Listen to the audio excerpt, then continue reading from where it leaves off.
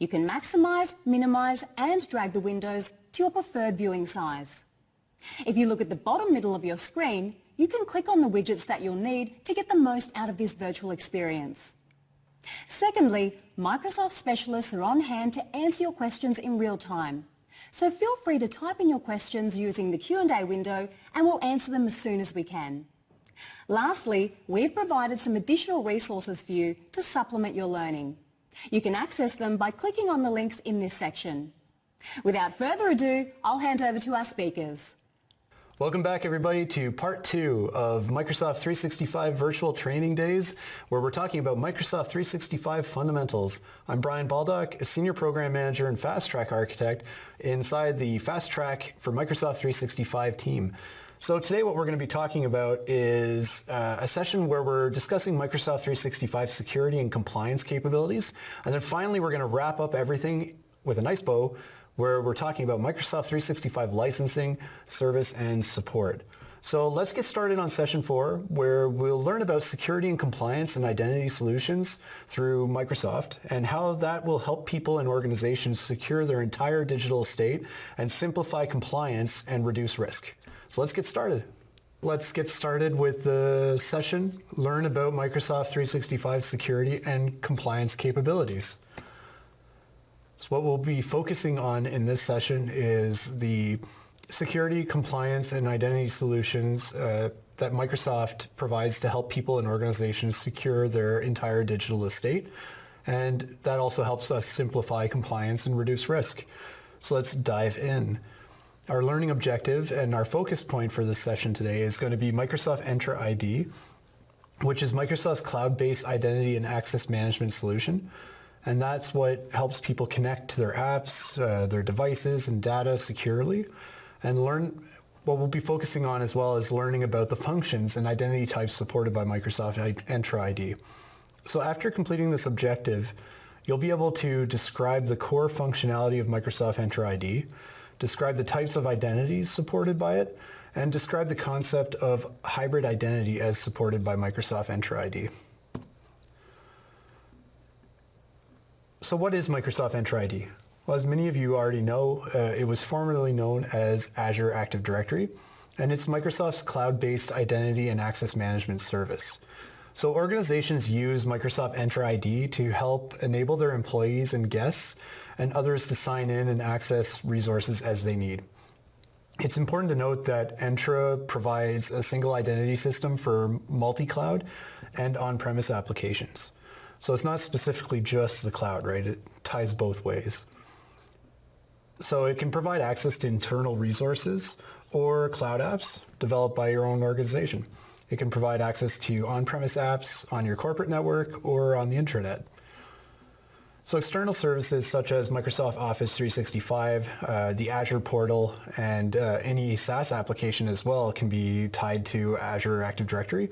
And that actually helps us, secure that connectivity and protect it behind conditional access, which we'll touch on in a bit. So we can also synchronize with our existing on-premise Active Directory. So if you have other directory services or you're using Active Directory, then we can tie everything back into Entra ID by syncing the two together. And that lets us have the best of both worlds, essentially. So we can securely enable the use of devices owned by the organization or personal devices such as mobiles or tablets. So mobile devices or tablets. We can also enable collaboration with business partners and customers. So if you're a subscriber to Azure services, Microsoft 365 or Dynamics 365, you automatically have access to Microsoft Entra ID because you need those services. You need that forefront, that gateway, in order to allow access to these additional services on the back end. So users of these services can take advantage of the included Entra ID services to enhance their implementation by upgrading to premium licenses. So by default, you have Entra ID. It's just included with, as a free version. You can use it for anything from a directory standpoint for accessing cloud applications. But when we enhance it with premium licenses, we get additional functionalities, like let's say the Identity Secure Score.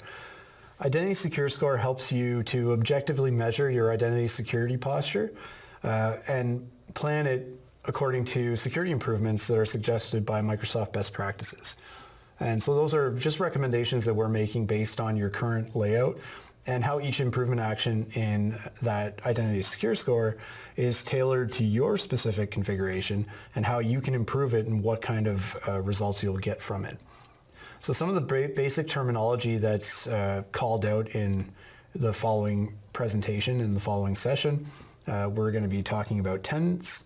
So a Microsoft Entra ID tenant is an instance of Microsoft Entra ID in which information about a single organization resides. So it's tied to your organization, including organizational objects such as users, groups, devices, application registrations, etc.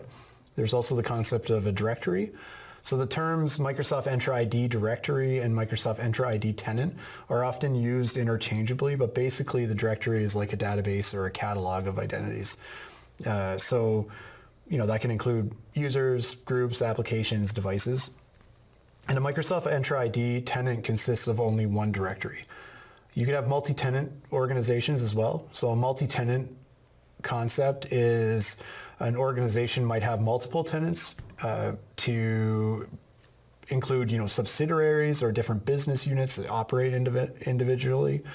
So organizations that merge or acquire companies might have that geographical boundary or some type of residency regulation or something like that is preventing them from integrating everything into one tenant. So you might have a multi-tenant situation where you're going to have that cross-collaboration established as well.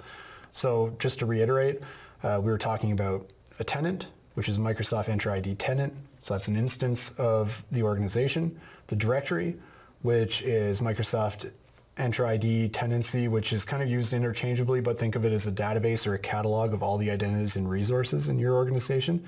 And multi-tenant, where we've got one organization with more than one Entra ID tenancy. So when you ask the question, what can I assign an identity in Microsoft Entra ID? There are three categories primarily. You can assign identities to people, which are humans essentially. Examples of identities assigned to people are employees of an organization that are typically configured as internal users or external users that include customers, consultants, vendors, or partners. So for our purposes, we'll refer to these users as identities. You can assign identities to physical devices, so mobile devices, desktop computers, IoT devices. And lastly, you can assign identities to software-based objects as well, so as applications, virtual machines, services, and containers. So these identities are often referred to as workload identities. So let's dive into user identities and what that means. So they represent people such as employees or external users. That could be customers, consultants, vendors, and partners. In Microsoft Entra ID, user identities are characterized by how they authenticate and the user type property. So how a user authenticates is asked relative to the host organization's Microsoft Entra ID tenant, and it can be external or internal. So an internal authentication means that the user has an account on the host organization's Microsoft Entra ID and uses that account to authenticate to Microsoft Entra ID. An external authentication means that the user authenticates using an external Microsoft Entra ID account that belongs to another organization, like a social network identity or another external identity provider, and then authenticates to the other Entra ID organization. So the user type property describes the user's relationship to the organization or, more specifically, the host organization's tenancy. So the user can be a guest or a member of the organization's Microsoft Entra ID tenant, but by default, guests of the organization have limited privileges in the organizational directory, and relative, that's relative to members of the organization. So a guest will likely have less rights than an actual member of the organization. So if you think about this as a 2x2 matrix, there are four types of user identities. You've got the internal member. So these users are typically considered employees of your organization. The user authenticates internally via their organization's Microsoft Entra ID, and the user object created in the resource Microsoft Entra ID directory has the user type of member, which enables member level access to the resources. Then you've got the external guest or guests, and that can be consultants, that could be vendors, partners. They typically fall into that category. And the user authenticates using an external Microsoft Entra ID account. So we're not authenticating to our own tenancy. These users are authenticating to their own tenancy. And by the relationship between these two tenants is getting access to ours because we've permissioned their guest level permissions. So an external member in this scenario is common in organizations where we've got multiple tenants. So consider the scenario where Contoso, Microsoft Entra ID tenant, and the Fabricam Microsoft Entra ID tenant are tenants within one large organization. So think of Fabricam as a subsidiary to Contoso or something like that. So users from the Contoso tenant need member level access to Fabricam. And in this scenario, Contoso users are configured in the Fabricam Entra ID tenant such that they can authenticate with their Contoso account, which is external to Fabricam, but have a user type of member, which enables member level access to Fabricam's organizational resources. So again, just to segment just to touch on the difference between the two. We've got our external identity, we've got our internal, and then we've got guest identities. So when we have our external and we're using it as a member level access, it's effectively creating a synced user into that other tenancy. When we talk about internal guest, don't worry about this. It's kind of more of a legacy scenario now, but it's kind of important to understand from a B2B collaboration perspective. When we're talking about B2B collaboration, users can use their own credentials, allowing their external identity provider to manage authentication and their account lifecycle. But, we're moving away from this scenario essentially. It's still important to understand though, because it's, B2B collaboration is still primarily used at a large level, but what we really want to focus on is that member categorization, right? So external guest, internal member, and external member. Now let's touch on workload identities. So a workload identity is an identity that you assign to a software workload. So this enables the software workload to authenticate to and access other services and resources in Microsoft Entra. So these workload identities are applications, service principals, or managed identities. So a service principal is essentially an identity for an application that delegates its identity access functions to Entra ID. So for the service principals to be able to access resources secured by Entra ID tenant, the application developers must manage and protect the credentials. And if not done correctly, this can introduce security vulnerabilities.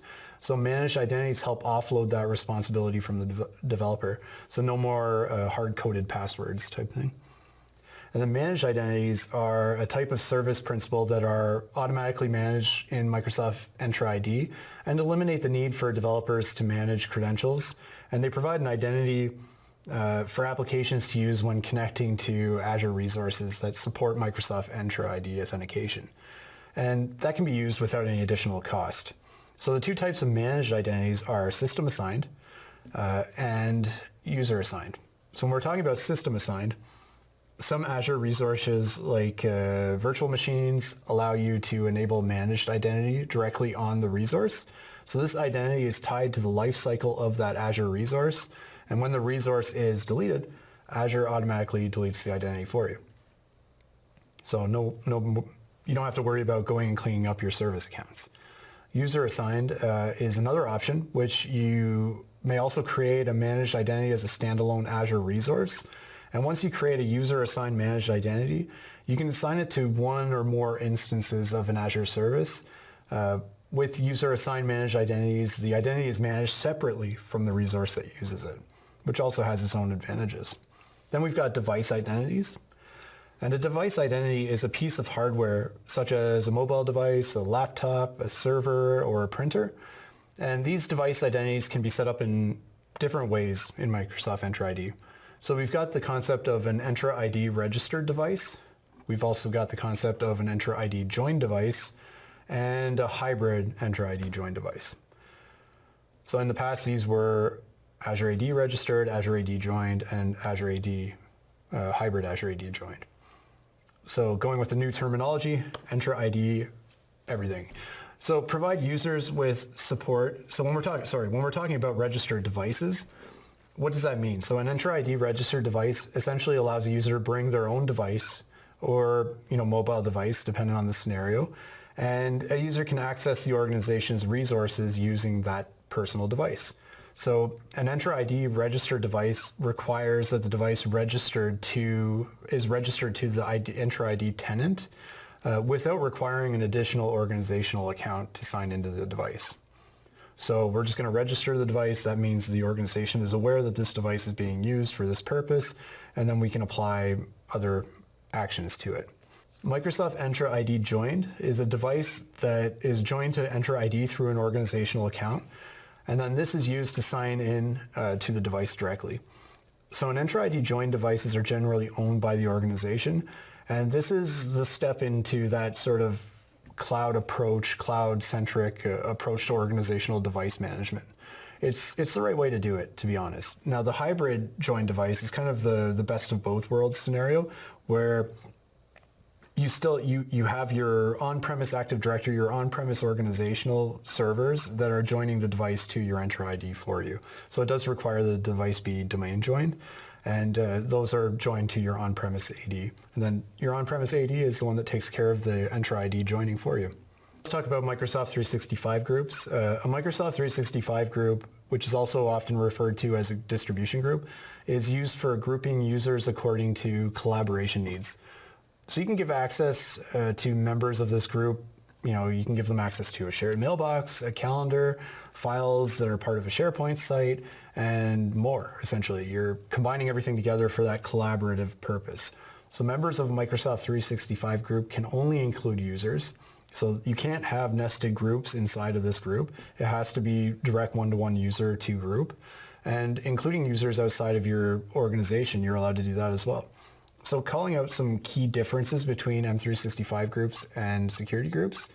By default, when a tenancy gets created, any user in that tenancy can create Microsoft 365 groups because they're intended to allow users to collaborate more effectively. So this is the default. You might want to, depending on your governance needs within your organization, take a look at that and do a little bit of research. There are ways to lock that down. However, by default, we want users to be able to collaborate, so that's enabled by default. And keep in mind that because Microsoft 365 groups can be enabled by users, you don't need to be an admin role, whereas security groups do require an admin role in order to apply membership. And so Microsoft 365 groups are really intended for that collaboration approach, and only users are allowed to be added there, whereas security groups allow users and devices. So keep that in mind as you're moving forward. M365 groups, collaboration, users only. Security group, everything else. So let's hop into a demo right now where we're going to explore Microsoft Entra ID user settings, and I'll kick that off right away. So in this demo, what we'll be looking at is accessing Microsoft Entra ID and walking through the various settings for an existing user. So let's dig right in. We'll have to open up a browser window and we'll go to entra.microsoft.com. Again, multiple ways to get to the same location. You can type in the address directly. You can also navigate to that admin center via the admin portal itself. So again, by going to admin and then selecting identity here, and that'll open up another tab with our Entra Admin Center. Multiple ways to get to the same location as always. Now, after we've signed in, so again, my session had already been opened. I'd already logged in with this user, so I didn't have to sign in. So you might have to sign in again. If that's the case, enter in your admin username and your password. And next, when you're logged in, on the left-hand side here, we can see a bunch of different options. So right now, identity was expanded, but typically these are the options that are available inside the Entra admin portal. So we've got identity protection, identity governance, verifiable credentials, permissions management, and global secure access.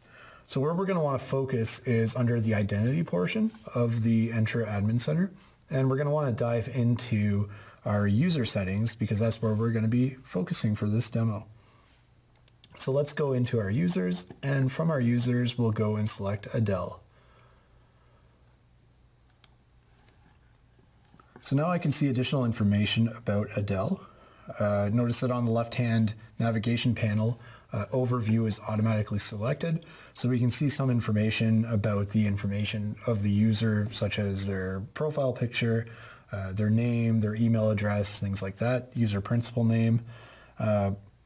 What we can also see is, whether or not they show any sign-in data, when their previous sign-in was, if there's any B2B collaboration settings that are needed, things like that. So we can look at some additional information around the user. So what we're going to want to do is check out what roles Adele has assigned to her. So let's go on the left-hand side here. We can see that from the top down, we've got, our overview, we've got our audit logs, sign-in logs, diagnose, solve problems if there are any, custom security attributes, and assigned roles. So assigned roles is the one that we want to focus on right now, because let's see if she has any administrative roles assigned to her. And she does not at the moment. So let's go and add one, because we need Adele to be an administrator for a specific thing. So let's go to the Add Assignments button up at the top here.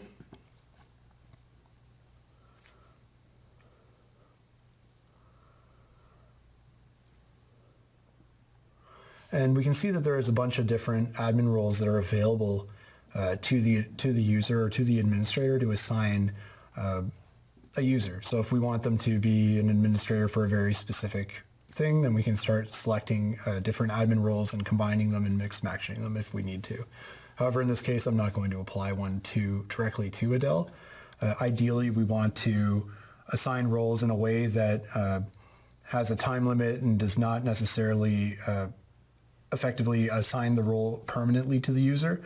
It's more from a different aspect, that we're going to approach this from a principle of least privilege. So it's possible that she would need an assigned role permanently. And if that's the case, then we would apply the role directly to the user account. But keep in mind, principle of least privilege, always assign the role for just the amount of work that she needs to be able to do. So next up, let's look at the groups. So looking on the left-hand side here, we can see that there's also the group option. So let's select groups, and we can see that she is a member of multiple groups. So talking about members of the group, so from this view here, we're able to add and remove memberships to a group. So if I wanted to add her to a new group, I could click here and add to a specific group as I select, or I can remove them from a group as needed. So I can see here that she's a member of two different marketing teams. So that's probably because there was already a marketing team, and then I created that additional team. So you can see that I kind of generated an additional name with a random number there to demonstrate the team that had been created earlier during the demos. So we can select or remove her from a specific team. So let's say that this marketing team doesn't exist anymore, so we're going to remove her from there, and we can click remove, and you can see that her account is now no longer added to that group. So another option on the left-hand side is seeing devices. So we can see devices that have been assigned to Adele. Presently, there are no devices, which is fine. If she had logged into a specific device through Azure AD Join or something like that, then we would see the device show up under her account here. And you know what? Let's just go ahead and do that right now. So as we're exploring the options within the Admin Center, there are also controls that we can add that allow us to define Azure role assignments as well. So we've got our assigned roles as they're based on Microsoft 365 and Entra ID, adding permissions for specific directory roles as they relate to the other tools, the other admin centers, Teams, SharePoint, or as they relate directly to our specific Entra ID user administrator or things like that. So there are ways to flag through the different roles and then assign them accordingly. Additionally, there is the Azure role assignments portion, where here we can select, a specific subscription that's been associated with the user account or with the tenant, and then assign that user specific roles to the tenancy. Now, from a device join perspective, as we're looking at the devices. She currently does not have a device as a member of the organization. But what we can do is go and add a device by demonstrating what that looks like from an Azure AD join perspective. All right, so here we've got a virtual machine that's never been configured on a domain nor been connected to Microsoft Entra ID. So what we'll do is we'll just run through the quick configuration settings here. And this is not an autopilot device. It's really just a fresh install of Windows 11. And what I want to do is log into the Windows 11 device with Adele's account. And that will allow me to see that the device would then become Entra ID joined.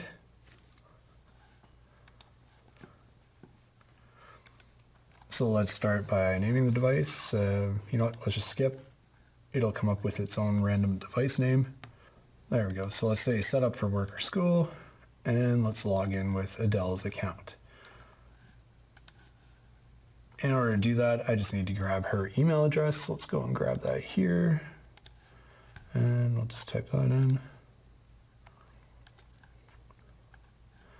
So great, so it detects that she is a real account, and drop that password in there.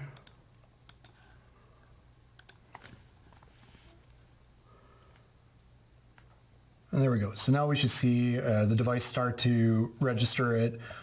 It'll check for any compliance or configuration policies that might be pushed through Intune, which we have not set up yet. So technically the device is just going to enroll itself into Entra ID, and then it'll show up under the device settings for Adele.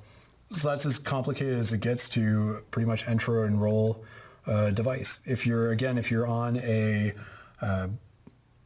domain, then typically it's the domain or it's the Active Directory of that domain that's doing that device enrollment. Otherwise, this is what it would look like just to enroll a device into Entra ID directly from a user account. So that's the entire experience. Now, give it a bit of time.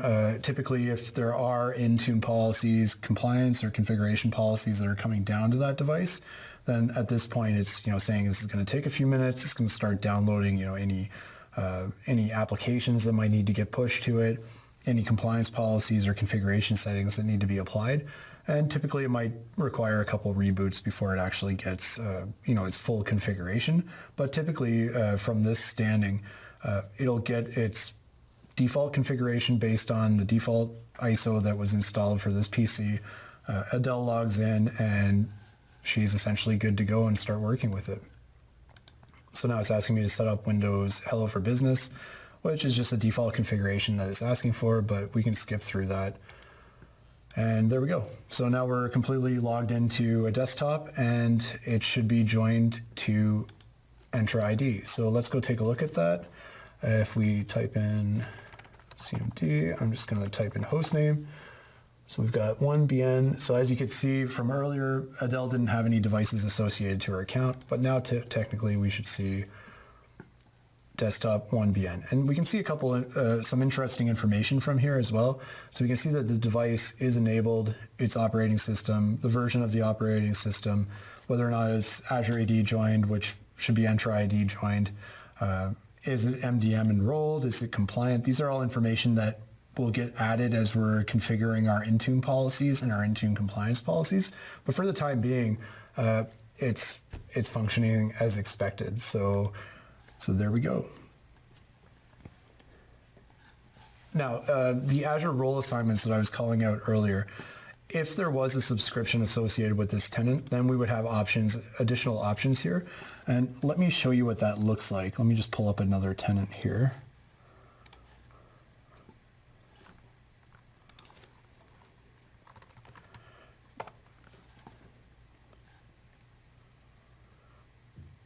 Because as we weren't discussing, enrolling in Azure or things like that, which if you're going to continue your learning process and look at, say, the AZ900 course, then that is definitely one that will deep dive into more details around how to handle Azure role assignments. But in this case, at this time, we were just talking about, some pretty basic high-level approaches to managing Entra ID and your users. So let me just pull this up.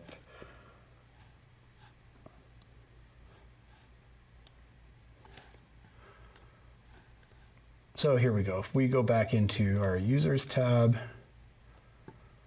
and we look at a specific user, so let's grab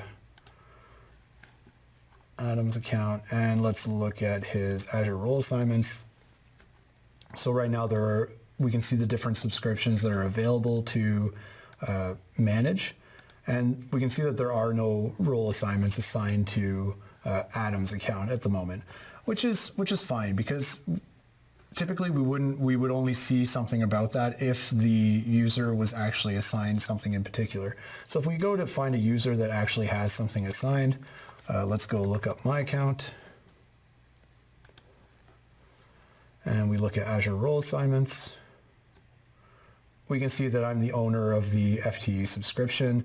We can also see that I'm also a user access administrator for a couple of the resources here. So we can split between the different subscriptions and see additional information based on the parameters that were set within Azure. But that is something that we can see here, and that is something that we do have control over.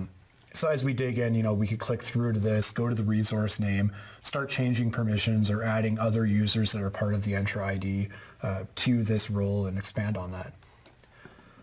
So if we flip back to the demo tenant here, where we're looking at Megan Bowen's account, there are also additional settings that can be configured on the left-hand side here. If we look at the protection settings and we look at our authentication methods, these are policies and configurations that allow us to define how we want our users to be able to connect and what are their requirements for connecting.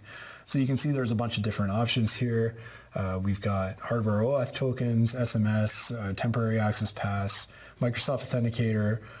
There's a bunch of different options that you can configure at this level.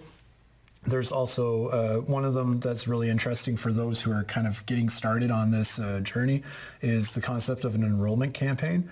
So what you can do here is configure this enrollment campaign that forces your users as they sign in to register themselves for multi-factor authenticator and establish those configurations in a rollout process so that it's not just enabled directly like that. You can roll this out and run the campaign and slowly roll that into your user production. So if we're looking at authentication strengths, there's some other options here where we can choose different levels of authentication dependent that we're going to apply to conditional access, which we'll look at that in a bit of time as well. Now, if we're looking at our settings, we can also see that there are different options here around reporting suspicious activities. We can set what our system preferred multi-factor authentication formats are, some additional options at that level. And we can also monitor, whether or not our users have successfully registered for MFA according to our campaigns that we've created and things like that. On the left, we also have password reset. Now, this is a great option for those who are either deploying directly to the cloud or are taking the hybrid approach and syncing their users from their Active Directory on-premise. Typically, password changes cause a lot of support calls to L1 support desk. A way to limit that is allowing your users to reset their own passwords. And in order to do so, they do need to have kind of a backing on the MFA front. They will have to have registered previously with MFA, or as part of your registration campaign, you can roll out the self-service password reset as part of that initial registration campaign. So as users are enrolling themselves for MFA, they're also getting ready to do the password reset. And in order to do that registration process, essentially we just have to say that we require users to register when they sign in. What are the numbers of days before users are asked to reconfirm their authentication information? So that would be MFAing back in. And how does this tie back to our on-premise Active Directory? Is this enabled for that password sync back to on-premise? So the on-premise integration aspect, this is where we'll see, whether or not we've got an Azure AD Connect agent deployed on an on-premise server that's providing that synchronization. So right here we see that there is no password write back detected. Technically this is a cloud-only account and this is a cloud-only tenant at the moment. So there wouldn't be an agent here. But if you did have an agent deployed and it was configured for that password write back, then here's where we could see additional information about that. So that pretty much covers the demo for showing the different settings that are available for an existing user. So including which groups they can be assigned, the availability of the different roles, as well as looking at different aspects of license assignment. So if we dig into a specific user and deep dive on their licensing, we already previously touched on that in one of the other demos. But just calling this out again, we can break down and add additional assignments here as needed directly from within the Microsoft Entra Admin Center. We can, select the individual items that we want a user to have access to or do not want to have access to. So let's say we won't want Kazela, let's just get rid of it. And now the user will no longer have access to that portion of the service. Technically though, keep in mind, what we do want to maintain is the largest possible activation of all the products across the board because that gives you the best user experience. If you start disabling some things, can't guarantee that it wouldn't have an impact on another service that might be interconnected. So keep that in mind. As a SaaS solution, there is a lot of interconnectivity between the different applications. So that pretty much wraps up this portion of the demo where we talked about, the groups, the user's assignment for roles, where the different settings are for identity protection, how to enable the different authentication methods, and how those are tied to a user account. That pretty much covers it. All right, welcome back.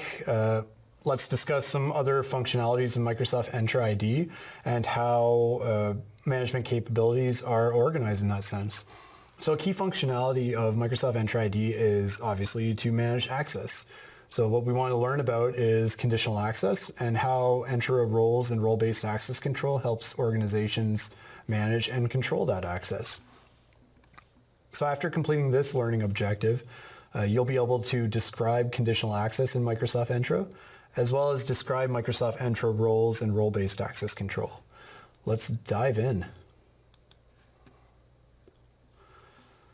Conditional access. Okay, this is one of my favorite topics. It's implemented through policies that are created and managed in Microsoft Entra ID. So a conditional access policy analyzes signals, including user, location, device, application, risk, and automates decisions based on authorizing access to resources. So some really crazy, cool stuff going on behind the scenes here. It's taking all these signals and then making a decision on it. So conditional access policies at their simplest are if-then statements. So a conditional access policy might state that, if a user belongs to a certain group, then they need to provide multi-factor authentication to sign into a specific application. So we can really dig this down and segment it as much as we want. So a conditional access policy component, what does that look like, right? A conditional access policy in Microsoft Entra ID consists primarily of two components. Well, not primarily, it consists of two components, assignments and access controls. So assignments, when creating a conditional access policy, admins can determine which signals to use through assignments.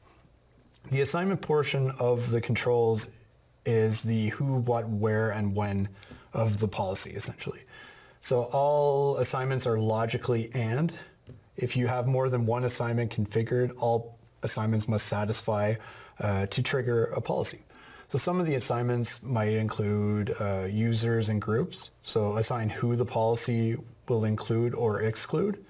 Cloud apps or actions, so can include or exclude specific applications, can include or exclude user actions or authentication contexts that are subjected to the policy. And then we have conditions. Define where and when the policy will apply.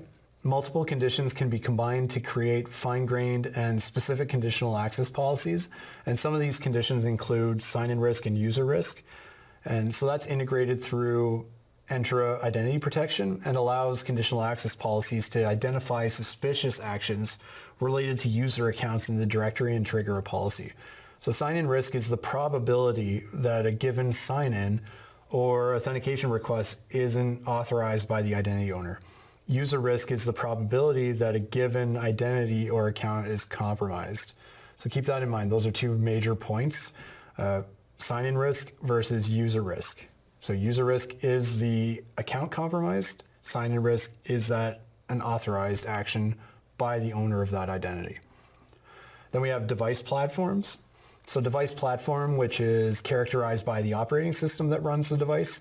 So that could be Android, iOS, mobile devices, Windows, etc.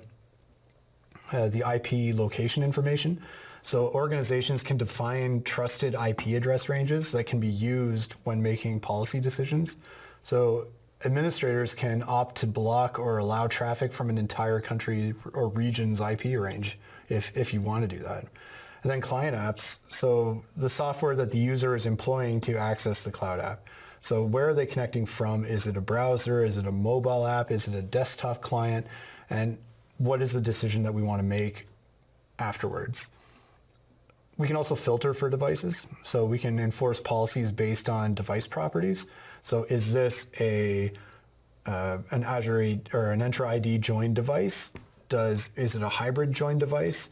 Does it have Windows 10 version 2102 installed? Exactly, we can make those differentiators and call out the filter as needed. So when we're talking about access controls, when the conditional access policy has been applied, an informed decision is reached on whether to block or grant access. And there might be a grant access with extra verification, or there might be a session control enabled to limit the experience. So we're essentially saying, okay, all these conditions have been met. Now what are we going to do? So this decision is referred to as the access control portion of the conditional access policy and defines really how the policy is enforced. So common decisions are block access. None of these conditions have been met, or all these conditions have been met because we're working on the deny sentence and we want to block access. Or we grant access, so without any additional control, or we can choose to enforce one or more other controls while granting access. So one of them would be, you can have access to this cloud application, but because it's a secure cloud application, we're going to ask you to MFA in again. So perform that multi-factor authentication attempt one more time just to confirm you are who you say you are, and now we'll give you access. But we can also include a session control, which is where we add additional limitations to the experience, such as a session timeout, or we block additional actions, or we can, prevent sign-in frequency, so you can only log into this application once every 3 hours, something like that. It depends on what you're trying to do or what you're trying to accomplish, essentially, but the opportunity is there to add that additional control. And then as we expand into the more advanced functionalities of Entra ID, we can start tying things together with something like Defender for Cloud Apps, and that'll allow us to block downloading or cut and copy or print capabilities for anything that might be considered sensitive. So sensitive documents, or requiring a specific labeling of a sensitive file. So other session controls include sign-in frequency, application enforced restrictions. So for very selected applications, the device information, we must have very specific information, or we can limit to a very segmented section or the full experience depending on the device state. So your device isn't up to date, it's not compliant. We will allow you to connect enough to access your email, but that's it, or something like that. That's just an example. There's ways to limit the experience as needed, dependent on the conditions that are applied beforehand. So let's talk about RBAC, or role-based access control. So Microsoft Entra roles control permissions to manage Entra resources. So for example, allowing users to be created or billing information to be viewed, Microsoft Entra supports these built-in and custom roles. So a built-in role, some of the most common ones are your global administrator, your user administrator, and billing administrators. There are many built-in roles for different areas of responsibility. And definitely take a look at all the different roles through the documentation. And we'll be doing a quick demo following this segment here, but essentially you're going to want to pay attention to the RBAC roles especially. So all built-in roles are pre-configured bundles of permissions designed for specific tasks.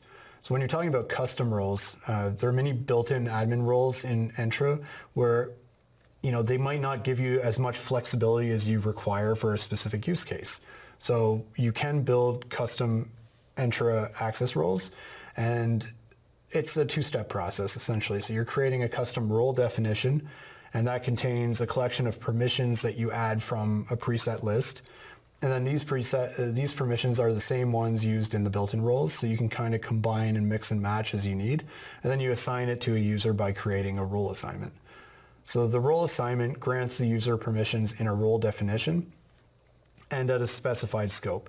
So a custom role can be assigned at an organizational-wide scope, meaning that the role member has the role permission over all resources, or a custom role can also be assigned as an object scope where we're targeting a very specific object or even a single application.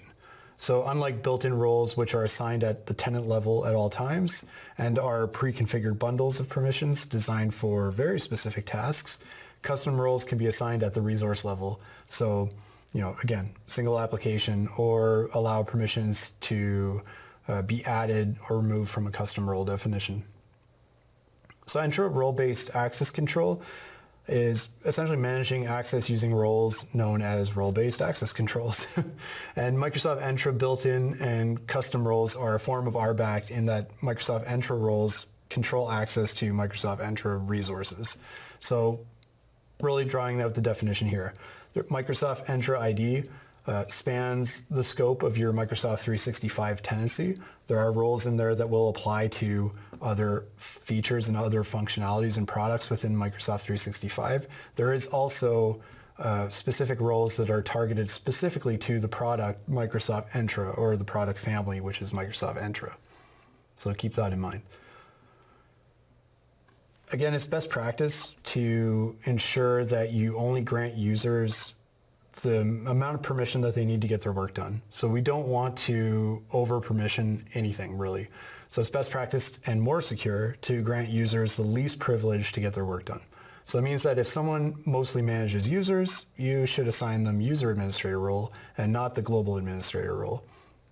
So that just mitigates the risk of a user account being compromised and a hacker locking you out of your own account by assigning least privileges. So you limit the damage that could be done with a compromised account, essentially. So always keep in mind least privilege access. And that's actually one of the mentalities around zero trust. So another categorization of Microsoft Entra roles is to make it convenient to manage identity across all the Microsoft 365 services, which I kind of just touched on, right? It's part of the package deal. So Microsoft Entra has added some service-specific built-in roles, each of which grants administrative access to a specific Microsoft 365 service. So that means Microsoft Entra built-in roles differ where they can be used. So there are three broad categories, right? You've got Microsoft Entra, which has specific roles, and these roles grant permission to manage resources within Entra only.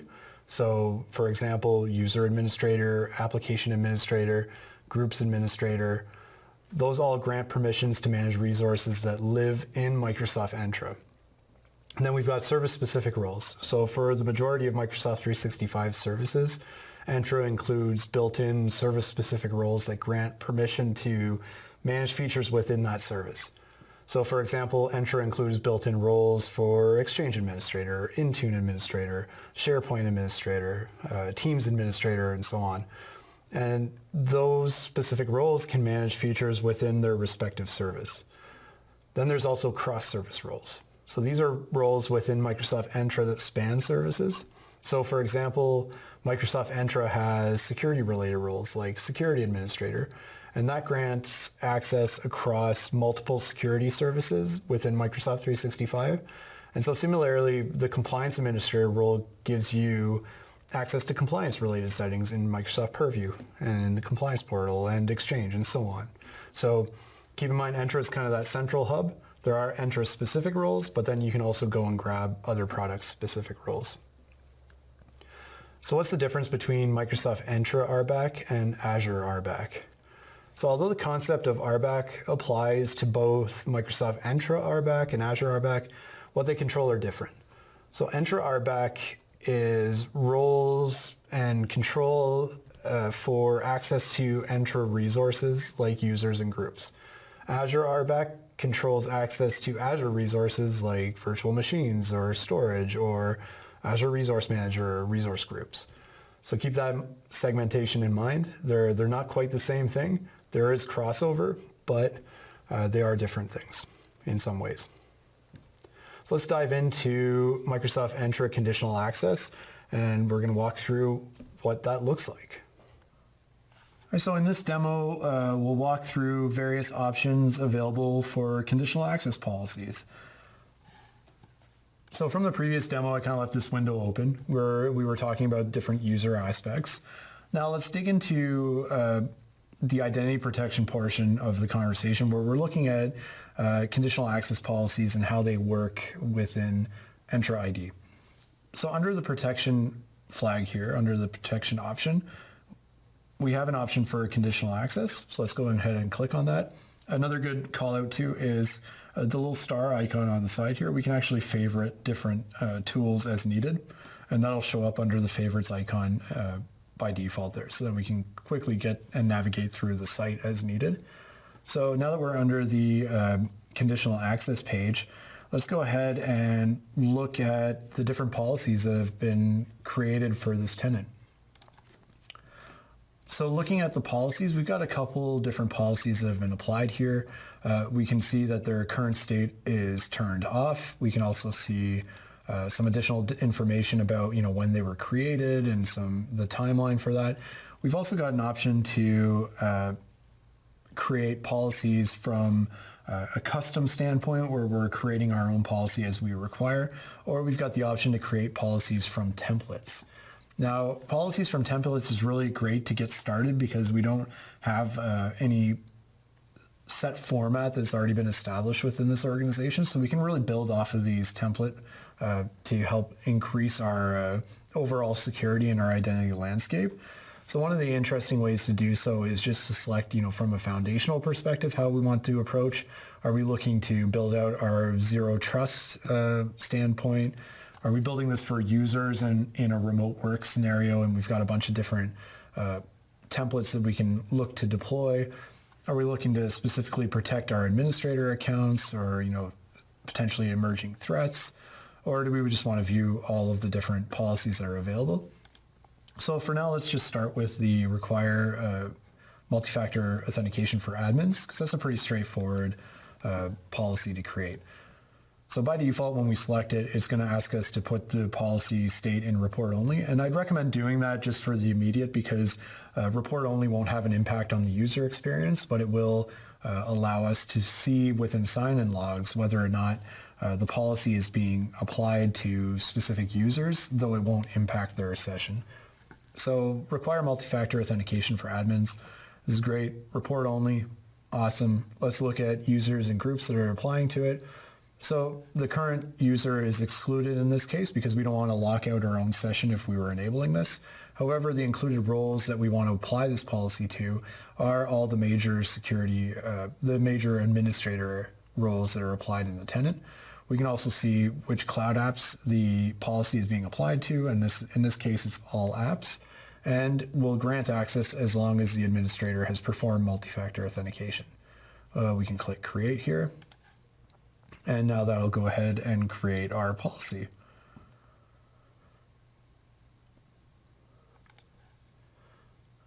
So here we've got a policy that's been created in a report-only state.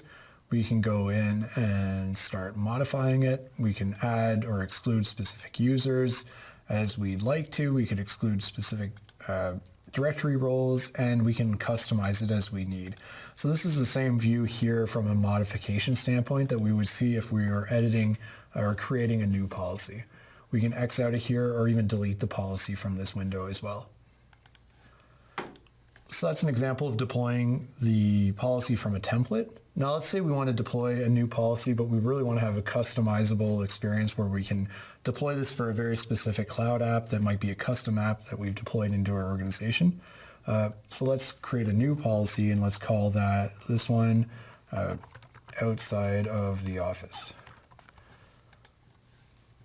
So let's say that we have a very specific IP address that is assigned, or a trusted location that's assigned to our office location, and that allows us to just make decisions around where the authentication attempt is coming from. So in this case, we've got outside the office is the name of our conditional access policy. Our users will include all users, except we will exclude users that are global administrators. So, sorry, not users. We'll want to select directory roles.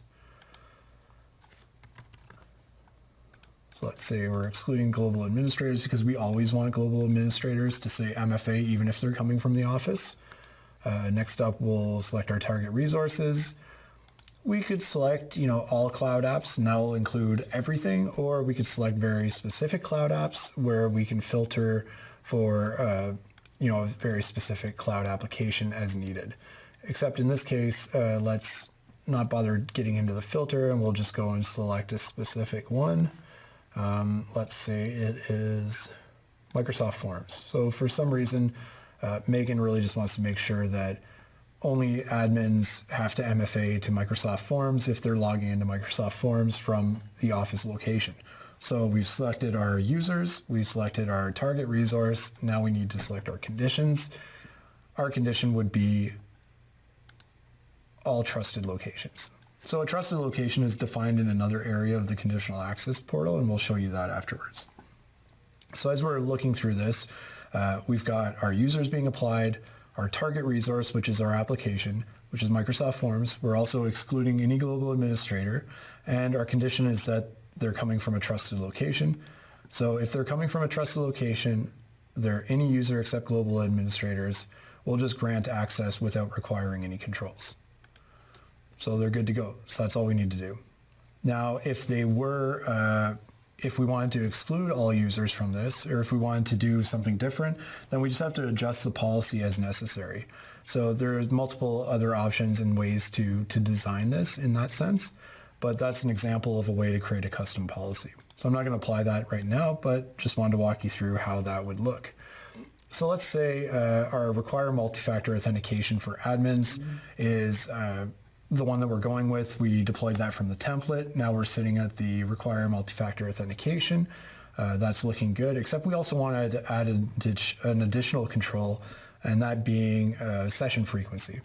So let's say that we want to prevent the admin from having a session that's longer than 1 day, and we also want to let's cut back a couple of seconds. All right, so just explain to me where we... So I started talking about session controls. All right, so take it away from there. Okay. So we're looking at our require multi-factor authentication for admins. Let's say we wanted to expand on that a little bit, and we wanted to specify, very specific locations. And we want to add additional session controls like preventing the admin from having a persistent browser session. So if they're accessing a specific application, then we don't want that session to store a token so that they can just log in again and again. We want them to have to authenticate every time. So in order to do that, what we can do is go into target resource here, and instead of having all cloud apps selected, let's go ahead and select just Office 365.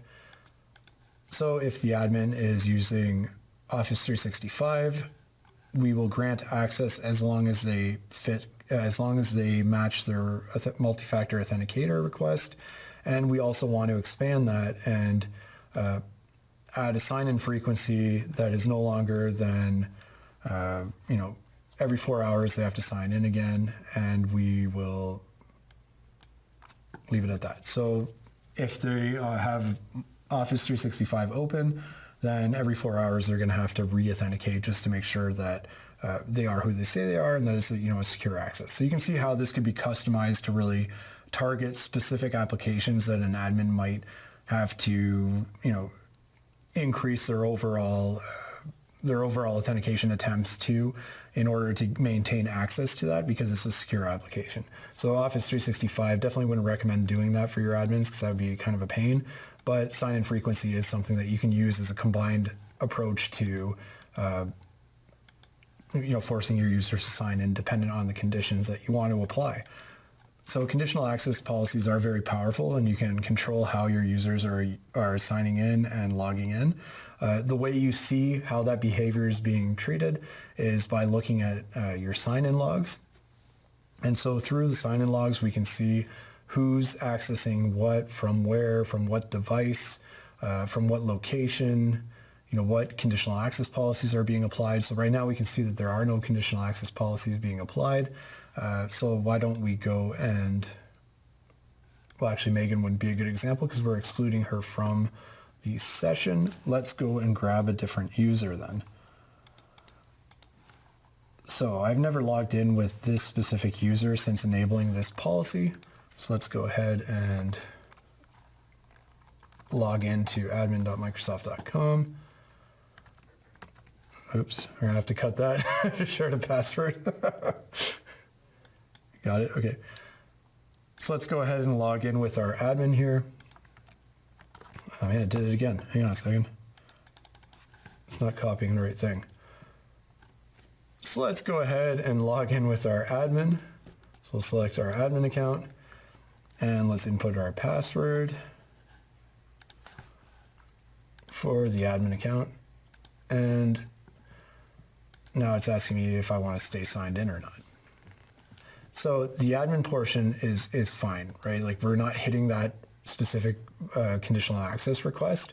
So if we go back to conditional access here and we update that, sometimes this can take up to about 15 minutes before it actually populates, and sometimes it can take longer than that.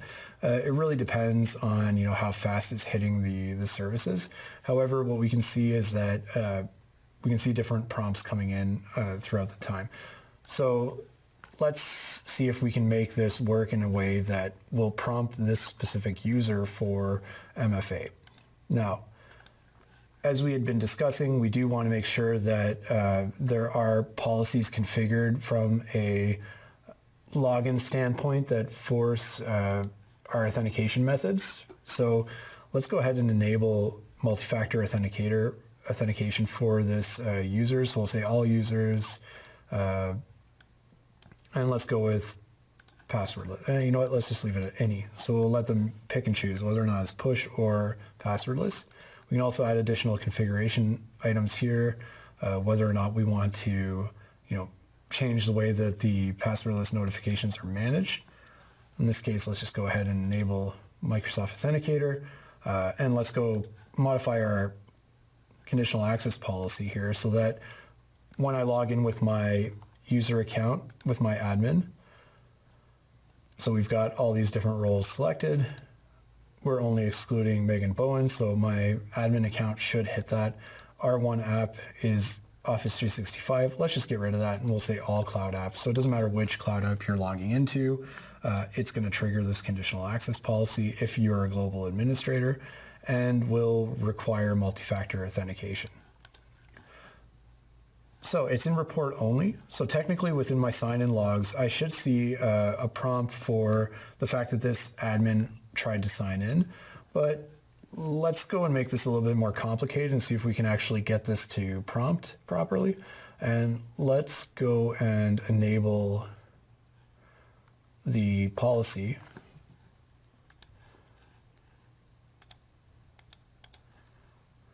And let's try to see if this works. Start another in private session. Let's go to admin. And I'll go grab my admin account.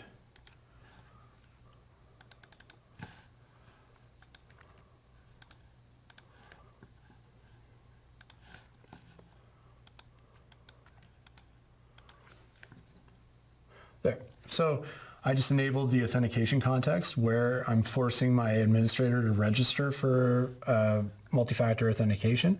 So it's telling me that more information is required to log in. Now, this will be for any user that's using the tenant because I didn't select specific users when I made that configuration choice. So now it's going to prompt me with the configuration aspect of registering. It'll give me a QR code that then I can scan to set up my Microsoft Authenticator app. So I'm hitting that first layer and I'm hitting the authentication method selection where I'm actually going and starting to register for Microsoft Authenticator and using that as my sign-in methodology. From a conditional access standpoint, then afterwards what I would hit is my multi-factor authenticator for admins. It would prompt my authenticator app on my cell phone. I would then approve it or do the number matching scenario, which would then allow me to access afterwards the backend application that I'm trying to access. So from a sign-in logs perspective, let's go see if we see anything now. Chances are we won't see anything. It does take some time for this to show up after an authentication attempt, but we can dig through and see if there is something coming up so far.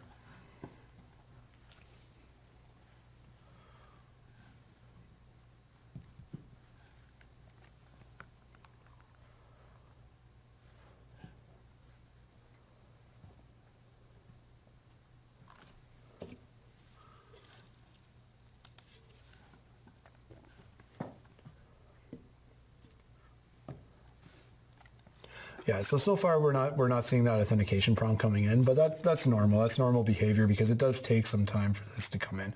However, what we can do is look at what that sign-in log looks like. And so from basic information, we could see where what type of application is being prompted, what the location of that connection is from, some device information, authentication details, whether or not the first factor had already been provided, is that satisfactory, and what conditional access policies are applying to that authentication prompt. So right now we can't see that recent prompt that I did for the admin. That's okay. It will show up eventually. We just have to give it some time for the backend to synchronize those logs. So check back later and it should show up.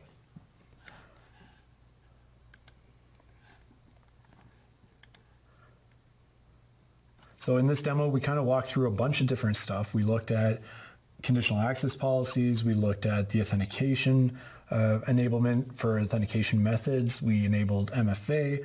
We deployed a policy from a template. We also walked through the creation of its own policy and the different options that are available there. And we kind of generally just looked at how that would work from an authentication attempt. So keep in mind there are best practices around this, and feel free to reach out to a service like Fast Track for Microsoft 365 to get some additional assistance on deploying your conditional access if you're in that state. Thank you.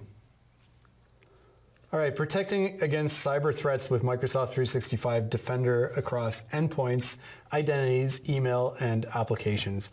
So let's talk about Microsoft 365 Defender. 365 Defender is an enterprise defense suite that protects against sophisticated cyber attacks. So Microsoft Defender 365 Defender suite protects email and collaboration, endpoints, applications, identities, assets, and ultimately provides this great XDR experience that you can centralize with one portal and kind of get visibility across all the different aspects and telemetry of all your devices. So let's dive into each of those points individually and see how they align. So when we talk about email and collaboration with Microsoft 365, how do we protect that exactly? Well, there's a product called Microsoft Defender for Office 365, and that helps safeguard our organization against malicious threats posed by email messages, links and URLs, and collaboration tools. So it'll help prevent phishing messages and things like that from getting in. Next up, how do we protect our endpoints? Well, we can use Defender for Endpoint, and Defender for Endpoint is a unified endpoint platform for preventative protection, post-breach detection, and automated investigation and response. So a lot of fancy words there, but essentially it is your AV and EDR all in one. applications with Microsoft Defender for Cloud Apps. So how do we protect those applications? MDA. So Defender for Cloud Apps is a comprehensive cross SaaS solution that brings a better, a much deeper visibility and strong data controls and enhanced threat protection to your cloud apps. What does that mean? Well, we're going to dig into each of these individually afterwards because there's a lot more to cover on each of these aspects. Protecting identities. Well, Defender for Identity is a great product that looks at Active Directory signals to identify, detect, and investigate advanced threats. So compromised identities from an on-premise perspective, as well as malicious insider actions directed at your organization.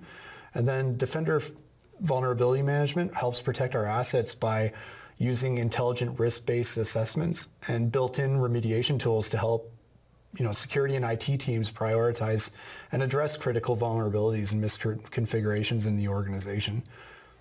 So if you're a subscriber to Microsoft Defender Threat Intelligence, you can also access the Threat Intelligence portal from inside the Microsoft 365 Defender portal now. So let's talk about Microsoft 365, Microsoft Defender for Office 365.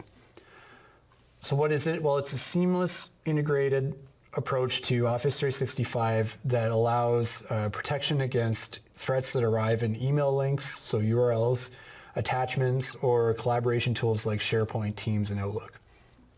Defender for Office 365 provides real-time views of threats and tools you can use to stay safe ahead of potential threats. So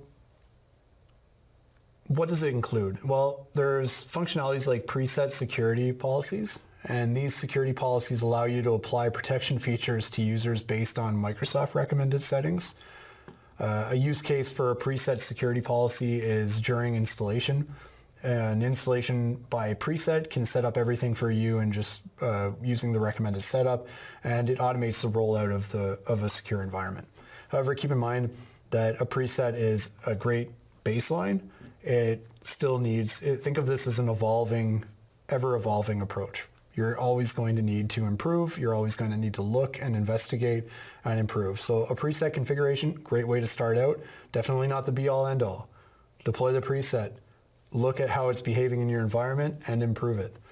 Threat protection policies. So defining threat protection policies to set the appropriate level of protection for your organization. So definitely something as part of our baseline. We'll set our default policy, and then we'll look into the threat protection policies and improve them as required for the organization.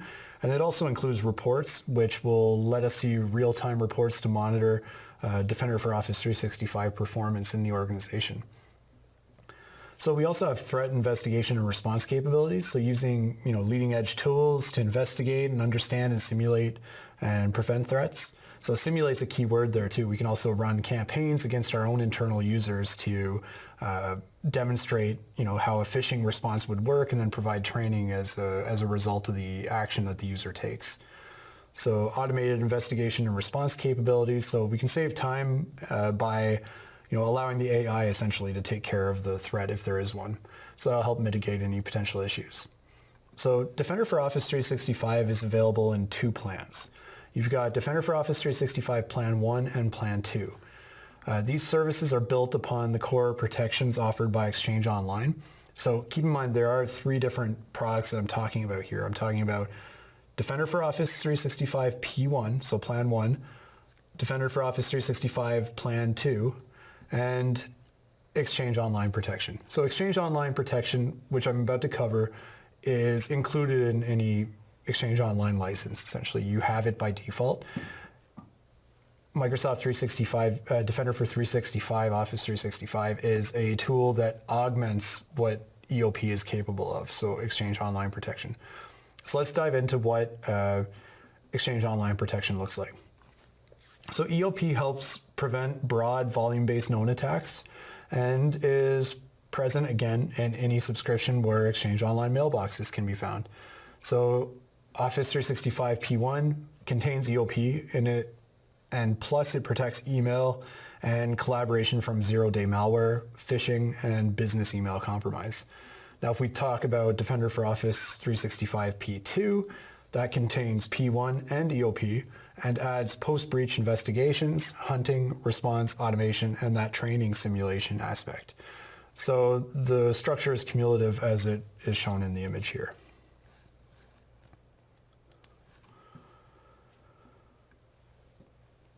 All right, let's talk about endpoints. Defender for Endpoint is a platform designed to help enterprise networks protect endpoints, including laptops, phones, tablets, access points, routers, firewalls. And so what does it do? Well, it does that by preventing and detecting and investigating and responding to all these advanced threats. So Defender for Endpoint embeds technology built into Microsoft Windows 10 and beyond, so Windows 11 and plus, and Microsoft Cloud Services. So it's cross-cloud, on-premise, in cloud as well. And this technology includes endpoint behavioral sensors. They're embedded in Windows 10 11. And beyond that, collect and process signals from the operating system. So cloud security analytics that translate behavioral signals into insights. And that'll take those insights and detections and recommend response for advanced threats. So threat intelligence as well that enables Defender for Endpoint to identify attacker tools, techniques, and procedures that they might be using and generate alerts when they're observed in the collected sensor data. So some of the interesting aspects of Defender for Endpoint that I just want to call out in specific is a differentiator here, because there are a couple different functionalities that are called out. And as you can see within the image that's on the screen, we've got the threat and vulnerability management, attack surface reduction, next generation protection, which includes the antivirus, the EDR, so endpoint detection and response, the AIR, so automated investigation or remediation, as well as Microsoft Threat Experts. But let's touch on two primary ones that a lot of people get kind of confused about sometimes, and that would be the next gen protection and the EDR. Think of these as two separate individual products, right? They work together. They're all part of the Defender for Endpoint product, but they're two separate tools that do very different things. The EDR capability is very specific to the cloud aspect, right? It's taking signals from your devices and is looking for zero-day or unknown threats that have never occurred before, and then making decisions on that. Your antivirus, so the next generation protection, is looking for known threats, things that it already knows exists, and is looking for signals that indicate that there is a known threat on the device. So keep those two separate because they're not one and the same. Attack surface reduction is also a really great tool because it provides first line of defense in the stack. So what it does is, ensuring that your configuration settings are properly set.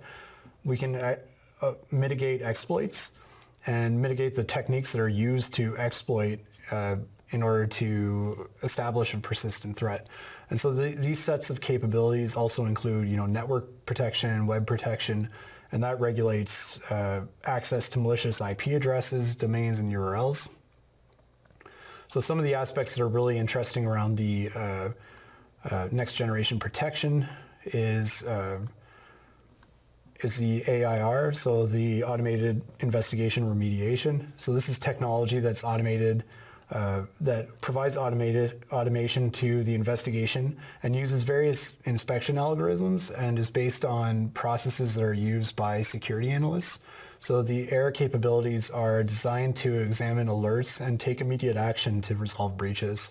So it can help you improve your performance when it comes to resolving issues by backing you up on that sense. Now let's dig into Microsoft Defender for Cloud Apps. And what is it? Well, essentially it's a CASB solution that helps provide protection for SaaS applications. So you want to protect your software as a service application, you can pump it through your cloud app security broker, which in this case would be Defender for Cloud Apps. And well, what does it do? Well, a CASB is essentially a gatekeeper to broker real-time access between enterprise users and cloud resources.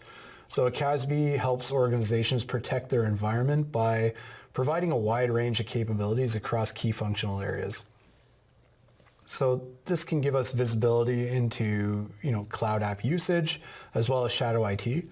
And it helps protect against app-based threats from anywhere in the cloud. It also can be used to apply information protection and compliance.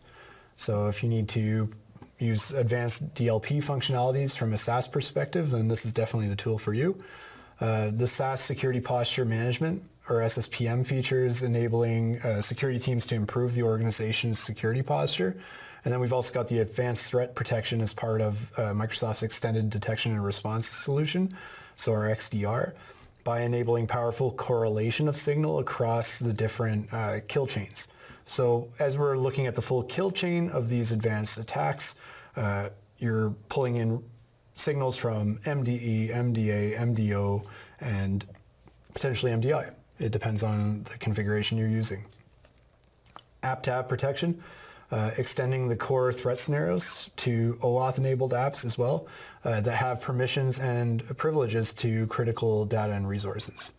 So if we dig in a little deeper into each of these functionalities, like the core CASB functionality includes pretty much discovery and visibility. So what don't you know? You don't know what you don't know, so let's find out what you don't know. And with this discovery, you can enable other CASB functionalities, including threat protection, information protection and compliance, and discover all those SaaS applications. So, discovering the SaaS application, what is the full picture? What is my environment currently using? What does that app usage look like? Who has access to it? What are they doing with it? So we can identify those Defender Cloud apps that are being used, and then look at the data based on the assessment of network traffic and extensive app catalogs as well that we can tie in directly with the CASB solution.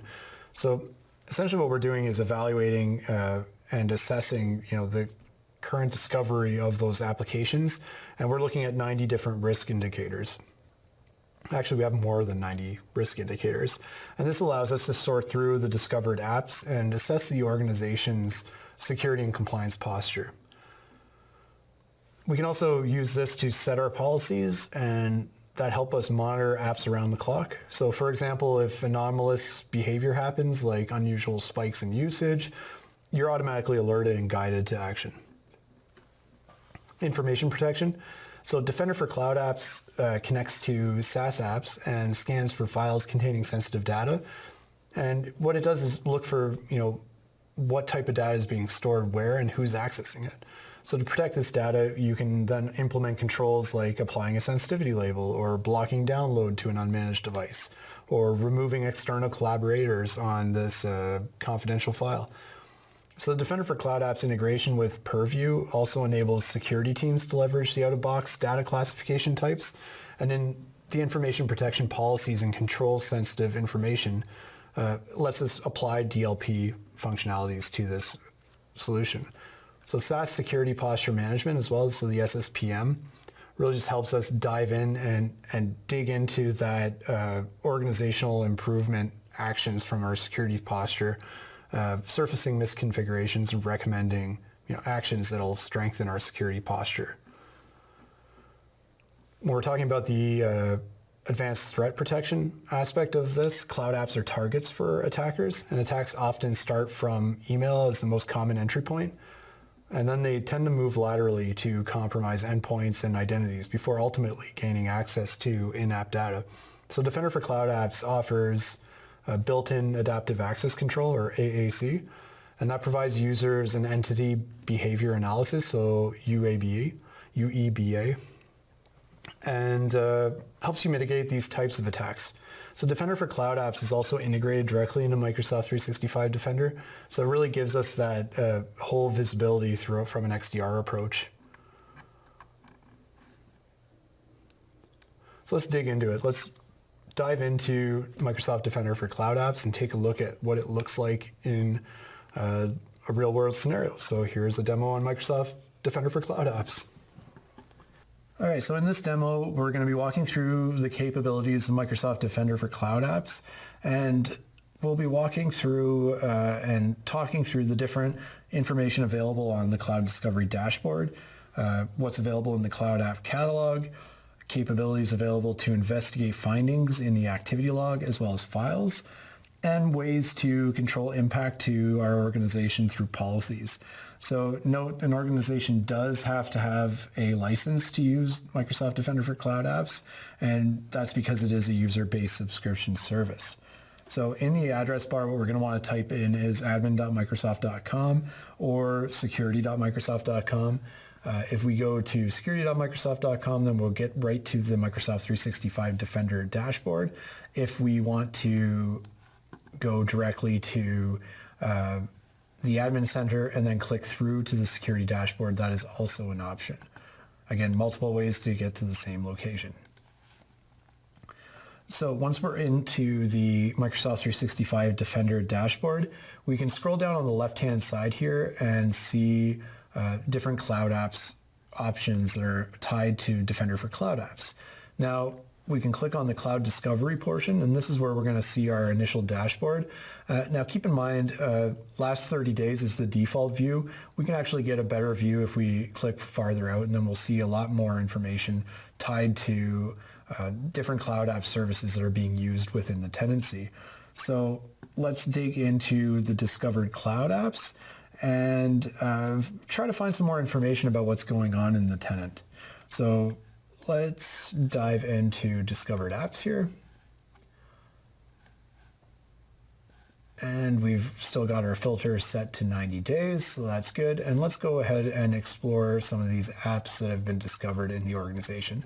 So some normal use case where we've got Microsoft Teams, got some Xbox there, which might be a bit weird. We've got a lot of default Microsoft stuff. Now let's keep clicking through and seeing what else we can find. Fastly. Okay, well that I'm not too sure about, and Akamai not either. Let's see what's going on there. Akamai might be okay because it is a CDN. Fastly, not too sure what that is. So why don't we go ahead and explore some more details about it.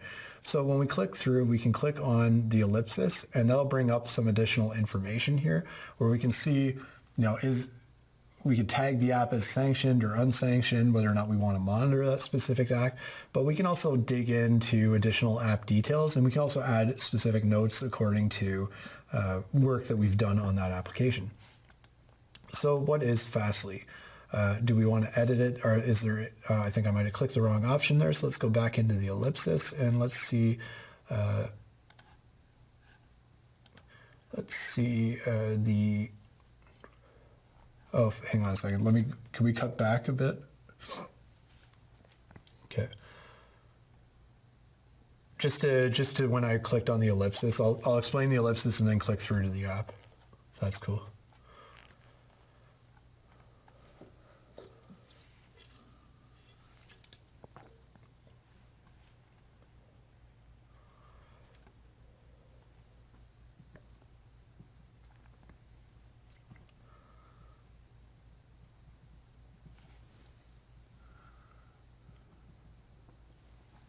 Good to go? Okay. So as we're exploring through the discovered apps portion, we can see different apps here. And so Fastly kind of caught my attention. Let's go ahead and explore what that is. So we can click on the actions item, which is the ellipsis on the side of the application. And we can start tagging the app for specific use cases. And we can also even deploy conditional access policies directly from the application itself. We can edit the app details, and if we say click edit the app details, we can also define specific app domains, configure advanced logon sessions, use different session controls, things like that. So there's a lot of options to how we want to handle this application, but let's just click on it and explore a bit more information about what it is and why it's there. So it gives us a rundown of what the application is, what it does, and it kind of gives us a decent idea of what's going on here. So what we can see is that from a risk score, it's a risk score of 9. So it's not very high on the risky applications that might break some compliance standards or things like that. But we can see additional information about each of the individual aspects of the application. We can look at data classification, certificate names, things like that that might indicate that maybe the application isn't in a compliant app. One of the important points to call out here is that the information provided in the Cloud Discovery page and the related tabs are based on either snapshot reports from traffic logs that we've manually uploaded from our firewalls or proxies, or from continuous reports that analyze all logs that are forwarded from our network using Cloud App Security. So where we can see if this is set up is going into the actions item in the top corner of the page here. So let's go ahead and look at some more ways to get log information into discovered apps.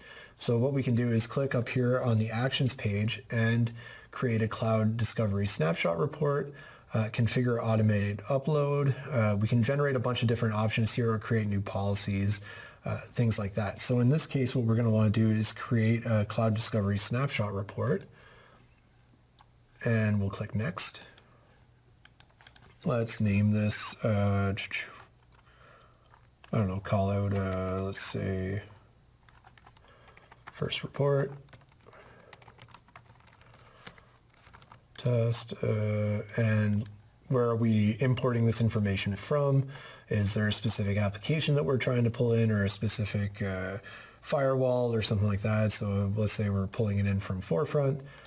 Do we want to anonymize private information? And then we upload the traffic logs and upload those logs, and we're good to go. So once that gets pulled in, then it'll start looking and analyzing the additional information that's coming from our on-premise router or firewall. Now within Microsoft 365 Defender Cloud Apps, you can connect apps directly by setting up app connectors that'll provide, greater visibility and control over the cloud apps.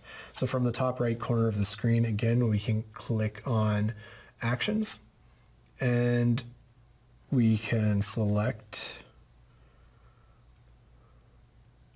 Cloud Discovery Settings.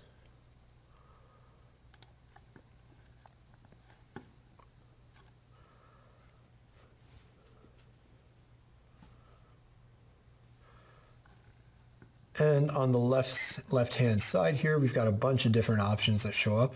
But under Cloud Discovery, we'll see Connected Apps and App Connectors. And so what we can do here is say connect an app. And when we pop this up, there's a lot of different applications that come up by default. ServiceNow, Slack, for a few examples, Zoom. We can also suggest more apps. If we want to have applications included by default, we can tell Microsoft directly, hey, you're missing this application. We really need it for this reason. Yeah, feel free to contact me about that information, and then submit it, and they'll give us that feedback so we can try to get your application included as soon as possible. So let's say we're just going with a default one like, Salesforce. So now we've got some information about Salesforce that we do need to fill out. We've got some information about the application that we need to fill out. And we can walk through the different steps here. So I don't know if it'll accept that, but yeah, so we just follow the information and it'll guide us through the process of configuring our applications and the linking back to the Cloud Application Discovery portion. Now, while we're on the Cloud Apps Settings page, it's worth spending a few minutes also exploring some of the other Cloud Discovery settings. So one of them being the Conditional Access App Control applications, and so that's under here. And so the Conditional Access App Control adds real-time monitoring and control capabilities to applications that are tied to Entra ID.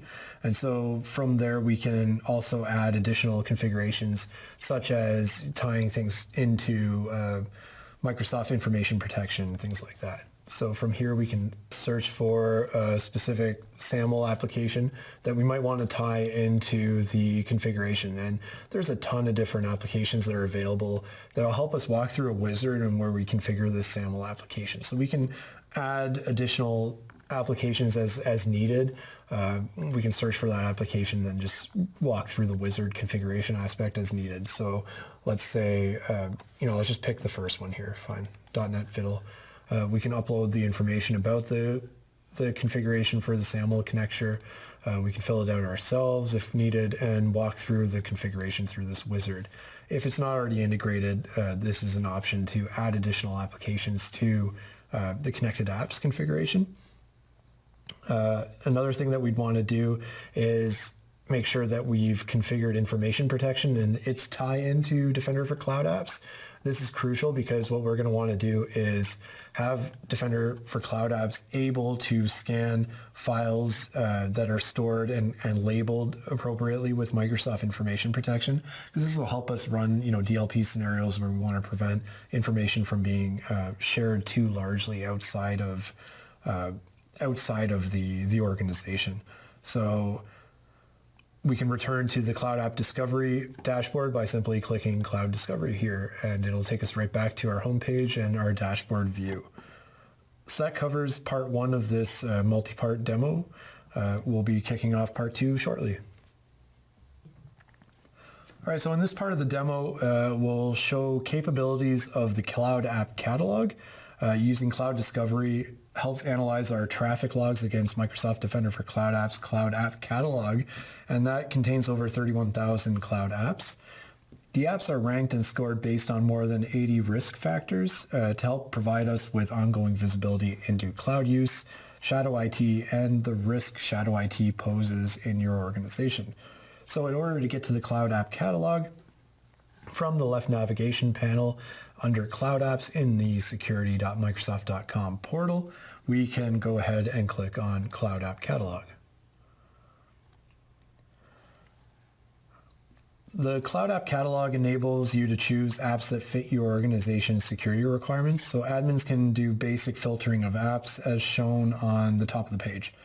So this includes whether the app is sanctioned, unsanctioned, or has no tag, has no risk score, has a risk score, compliance risk factor, security risk factor. So for example, filtering by compliance risk factor lets you search for specific standards, certification, and compliance that the app may comply with. So examples would include HIPAA or ISO 27001, SOC 2, PCI DSS. So a bunch of different ways that we can kind of move through these, the filtering of these cloud apps. So these aren't the cloud apps that have been discovered in your organization. That's what we previously saw where we were looking at cloud discovery. These are the cloud apps that are available within the catalog that have already been previously classified. So we can decrease the risk score to see cloud apps that might be considered risky according to Microsoft's risk score analysis, right? So if you start seeing applications like this showing up in your organization, then we might want to start adding some additional layers of protection against those applications and apply specific controls to it. Admins can also search for apps by category. So for example, in the search category field, we could enter in social network. So why don't we just put this back to here? And let's look for category and we'll say social network, and we can select social network. We can see all the social networks that'll pop up here as potentials. We can also, again, lower the risk score. Let's put it to 0, see what pops up. No social networks with a risk score of 0, so let's put it to 1, see if there's anything. All right, so after looking through these different applications and playing around with the filtering and looking at the risk scores, this will give us some idea of how we want to limit things. So the idea behind this is that we can automatically go and decide, well, within our organization, from a social networking categorization perspective, anything that's a risk score of 3 or under, we're just going to build a policy that blocks it, or we're going to tag them as unsanctioned. So users that attempt to use these social network applications online will get prevented from doing so. So that covers the second part of this demo. Next up, we're going to be talking about exploring the activity log and files. All right, so in this part of the demo around cloud apps, we're going to explore the activity log and files. So this will allow us to see ways that we can investigate recorded activities within the activity log and files. So from the third part of this demo, we're going to be talking about activity log as well as files. So this is going to explore ways in which we can investigate the recorded activities within the activity log and files. So within this, and within this tenant, what we can do is go and click on the activity log, always underneath of Cloud Apps. And here, chances are, this is a demo tenant. There's not going to be too much information on this, so it'll be challenging to actually see if there is anything. We can try to investigate 6 months back. Yeah, we're not going to see anything on this tenant.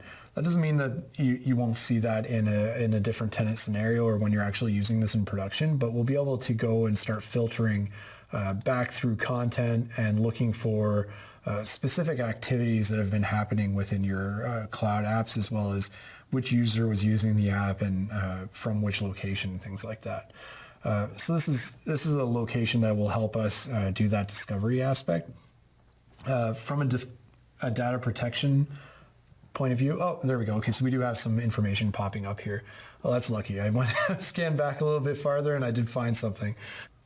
All right, so here I scanned back a bit farther within the 6 month time frame, and we do see that there are some activities going on within my tenant environment. So I can see, which application and from what IP address, which user was doing something, what the commands were. So this is an example of things that are going on premise and how that relates to our Cloud App instances. However, typically what we'd be seeing is cloud applications that are actually running in the cloud. So the advantage here is that we're seeing some information coming back from our Active Directory and some announcements that are coming back from there. So it's kind of an interesting view, and it does tie back to on-premise, but you'll also see information, and you can filter on information that is coming from specific apps. So we can add additional filters here, and we could say, the application that we want to look at is, detecting what is available here. It's seeing only Active Directory and some online services. So why don't we go ahead and see what's coming up from OneDrive for Business. And it's not showing up anything. So it looks like the activities that I'm able to find are ones from my Active Directory through different sync methodologies that I'd previously set up with a previous lab, which is good because we just get to see what that would look like from an activity standpoint. So then we can drill into individual commands, see how that was configured, what it was running, where it's coming from, the activity count, who's doing what, where the service is, what the application is, and where that is coming from a source standpoint. So this was through an app connector that had previously been configured for directory service replication.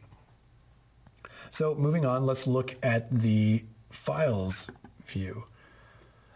So this is perfect. So this had not been previously enabled for the file monitoring. So one of the first steps that we need to do in order to have Microsoft Defender for Cloud Apps get visibility into files that are being connected from our cloud apps is, first of all, to enable it. So what we want to do is going through the file option is we're going to go ahead and enable file monitoring. And so that's going to open us up to a different area of the portal where we can go ahead and get that configured. So what we do is we click Enable File Monitor, and this will allow us to see files in our SaaS apps. Click Save, and it should be good to go now. So what we'll do is go to the Files view again, underneath of Cloud Apps.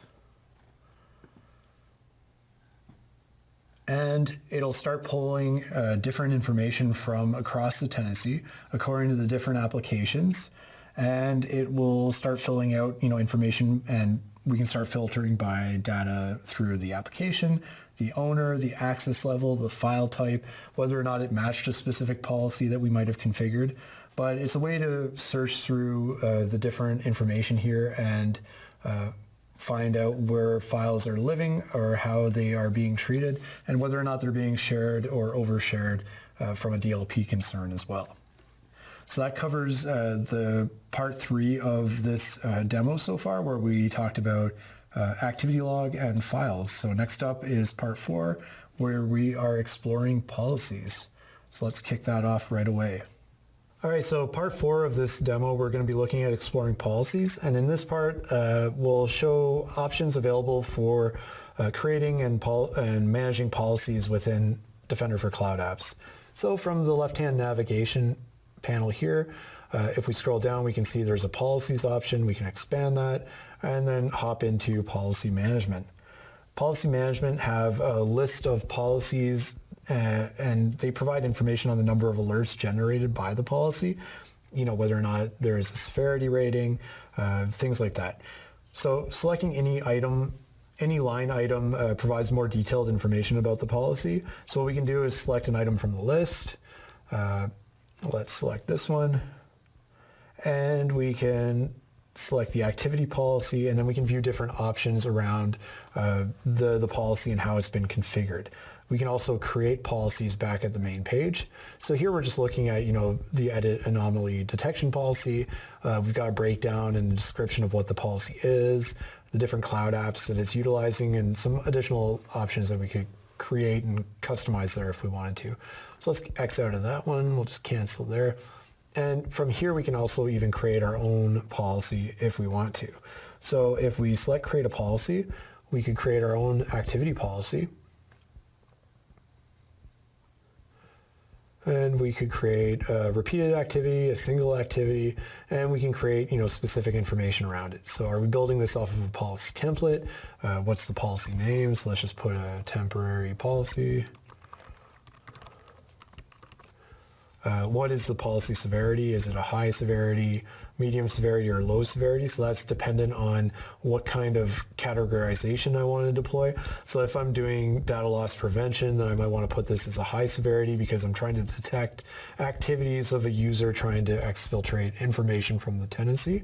So you can customize that and optimize it as you see fit.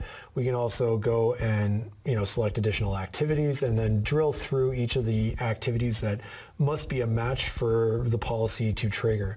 Then afterwards we can decide whether or not we want to send alerts, we want to receive alerts, how do we want to configure the governance actions afterwards, do we want to lock down the application, things like that. So there's a lot of options through here, through the policy management portion when we create a policy. So I'm just going to X out of here and head back to the policy area view here. Also note that there's an option to export policy information here where we can say export, we can select a time frame, how far back do we want to go. We can click into additional information about individual policies as well and dive into specific matches or things like that that have happened within the policy and how it's been treated. So, I just clicked on one there to see if that'll pull up. There might not be too much information on here given that it is a lab environment. And there we go. So now we can see alerts that have been generated. There are no alerts coming from that policy, which is a good thing. So that just means I don't have any alerts ongoing in my environment.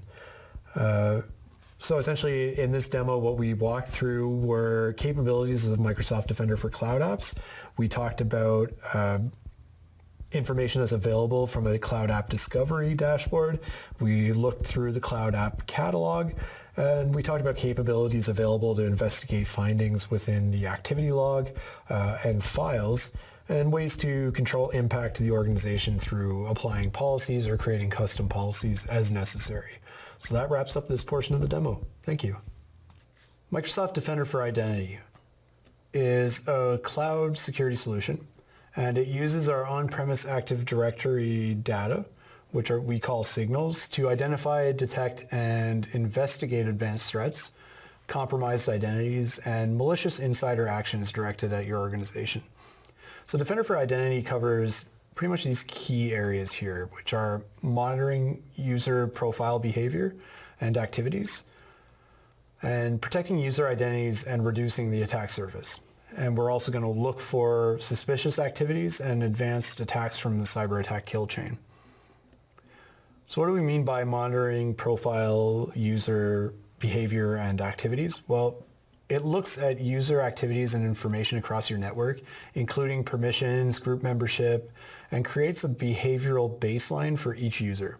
So Defender for Identity then identifies anomalies with adaptive built-in intelligence, and it gives insights into suspicious activities and events, revealing advanced threats, compromised users, and insider threats facing the organization. Protect user identities and reduce the attack surface. So Defender for Identity gives invaluable insights on identity configurations and suggested security best practices. And that's through security reports and user profile analytics.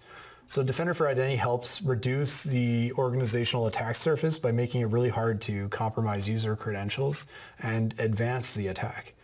So for hybrid environments in which ADFS is deployed, so Active Directory Federation services, Defender for Identity protects ADFS by detecting on-premise attacks and providing visibility into the authentication events generated by ADFS. So when I'm saying identify suspicious activities and advanced attacks across the cyber attack kill chain, typically attacks are launched against any accessible entity, such as low privilege user, things like that. So attacks then quickly move laterally until the attacker accesses some valuable asset. So these assets might include sensitive accounts, domain administrators, highly sensitive data. Defender for Identity will identify these advanced attacks at the source throughout the entire cyber attack kill chain. And so looking primarily at reconnaissance, compromised credentials, lateral movements, domain dominance, things like that. And then it allows us to investigate and receive alerts on these user activities. So it's designed to reduce the general alert noise, providing only relevant and important security alerts in a simple and real-time organizational attack timeline. So it allows us to stay focused on what matters. And you can also use it to quickly investigate threats and gain insight across the organization for users and devices and network resources as well. So it just gives you that overall better visibility into what's going on in your organization from a authentication perspective.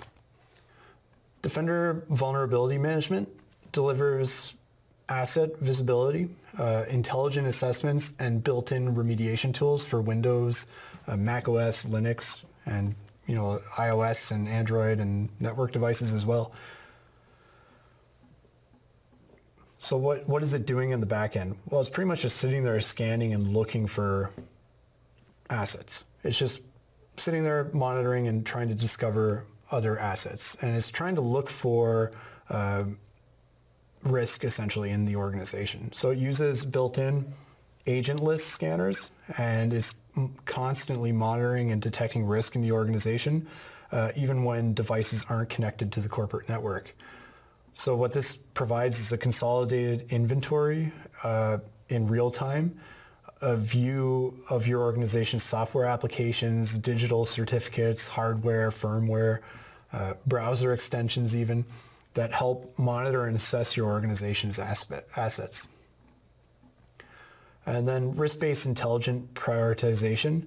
So Defender Vulnerability Management leverages Microsoft's threat intelligence, so the breach likelihood predictions, as well as business contexts and device assessments to quickly prioritize the biggest vulnerabilities in your organization. So when you see it at the top, it's because it's been classified at the top of your priority list. So definitely get that taken care of. Risk-based intelligent prioritization focuses on emerging threats to align the prioritization of these recommendations with the vulnerabilities currently being exploited in the wild. So we have that visibility across the world and allowing us to, promote that risk to each individual organization according to their actual configurations. So that risk-based intelligent prioritization also pinpoints active breaches and protects high-value assets.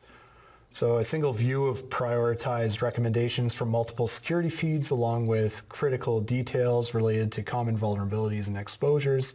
So you get details from the CVEs as well as exposed devices will just help us quickly and help you quickly remediate your biggest vulnerabilities for your most critical assets. Now, remediation and tracking. Remediation and tracking allows you to view the issues with built-in workflows. So you can assign it to your administrators, your security administrators, IT administrators to collaborate, and they'll be able to see these remediation issues that they can work out and build through workflow. So the Insight Dashboard is a vulnerability management capability in the Microsoft 365 Defender portal that lets us view our exposure score and Microsoft's secure score for devices. So along with top security recommendations, it includes the software vulnerability, remediation activities, exposed devices, things like that. And it lets us correlate endpoint detection or response insights with the endpoint vulnerabilities and process them. So that lets us, then triage and then pick and choose what we want to remediate first and then assign remediation tasks. So we can also select exception options in case, there is a specific exception. Microsoft Defender Threat Intelligence, or Defender TI, is something that helps streamline security analyst triage and incident response for, threat hunting and vulnerability management workflows. So Defender TI aggregates and enriches the critical threat information in a really easy to use interface.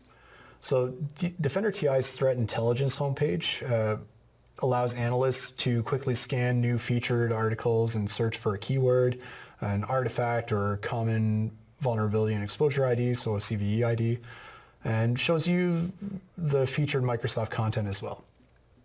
So Defender TI articles are narratives by Microsoft that provide insight into threat actors and tooling and attacks and vulnerabilities. So Defender TI articles are not blog posts about threat intelligence.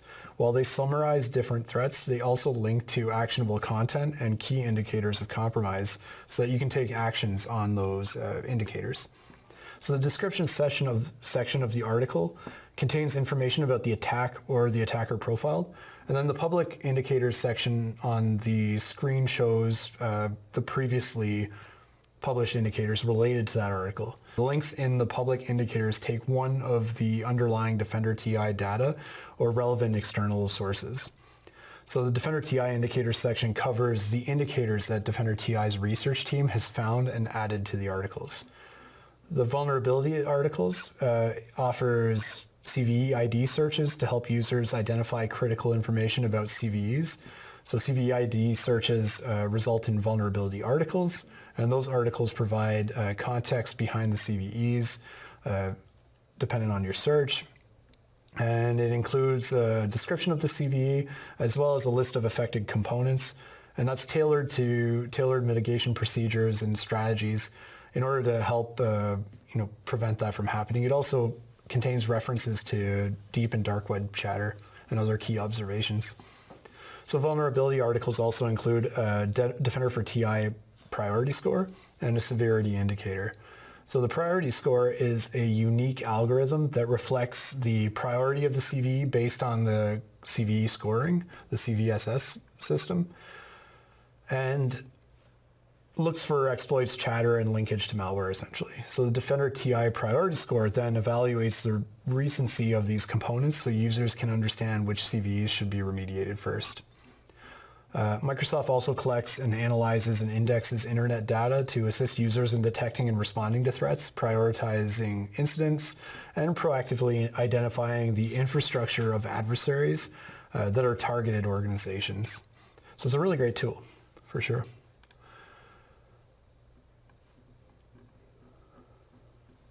So the Microsoft 365 Defender portal, it's huge. It contains a ton of information, a ton of data, a ton of different products that all work together to provide you with, effective ways to look for incidents within your organization.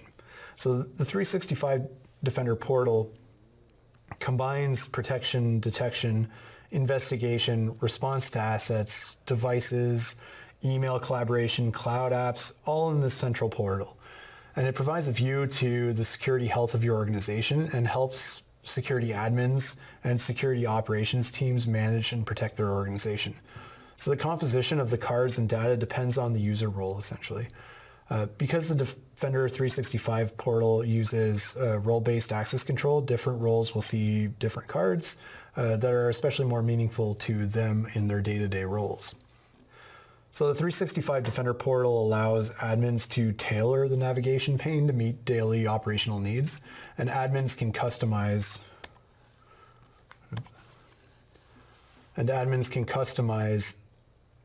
what each card will show for each independent role. So some of the more top important things that you'll want to pay attention to in the portal is, the homepage, which you get a glance view at the overall security health in the organization, the incidents and alerts, which will, detect, as the Microsoft 365 Defender X product is in the process of looking at the different services and apps that are creating alerts across the organization. It'll call out and alert on malicious events or activities, and then grouping these into related alerts that form an incident. So an incident in Microsoft 365 Defender is essentially a collection of correlated alerts and associated data that make up a story of an attack. So selecting an incident name displays a summary essentially of what the incident is and provides access to tabs with additional information. Then you've got the hunting, where you can go and search proactively for suspicious files and activities. There's the threat intelligence aspect as well. Secure Score, Learning Hub, Microsoft 365 trials, so you can start trials if you haven't already done so of the different products that we've kind of outlined today. You can look at supported partner connections, so technology partners, professional services, as well as assets, so devices and identities, endpoints, reports, permissions, roles. This whole portal contains a lot of really interesting functionalities and definitely something worth checking out, which we will do in this demo where we're going to walk through the Microsoft 365 Defender portal. All right, so in this demo, we'll show you the Microsoft 365 Defender portal, and we'll be walking through the content displayed on the landing page, which you can see on the screen right now. We'll also be walking through options on the navigation panel that provide a quick access to functionality that's part of the Microsoft's extended detection and response framework and our solution. So it's the XDR solution that includes Microsoft Defender for Endpoint, Microsoft Defender for Office 365, and lastly, you'll also see how Microsoft Secure Score can help an organization improve its security posture. So part one here is we're going to be exploring the Microsoft 365 Defender landing page. So to get to this portal, again, typing in security.microsoft.com, or you can go through the admin portal and then click this security link and it'll take you through a new browser tab to the Microsoft 365 Defender portal. So the homepage of the Microsoft 365 Defender portal shows many of the common cards that security teams need. So the composition of the cards and data is dependent on the user role. So if I was a global administrator, which I am in this case, I'm going to see information from across all the different parts of the product. If I was a specific security admin or just an administrator from a Microsoft 365 or Microsoft Defender for Office 365 perspective, I might only see information covering the email and collaboration aspects of the portal. So the cards can be displayed and customized to our preference. So up here at the top, again, we can add additional cards as needed. So you can see that from a global administrator standpoint, I already pretty much have all of the cards added, but maybe I want to add the security news feed as well. So let's drop that over here on the left-hand side.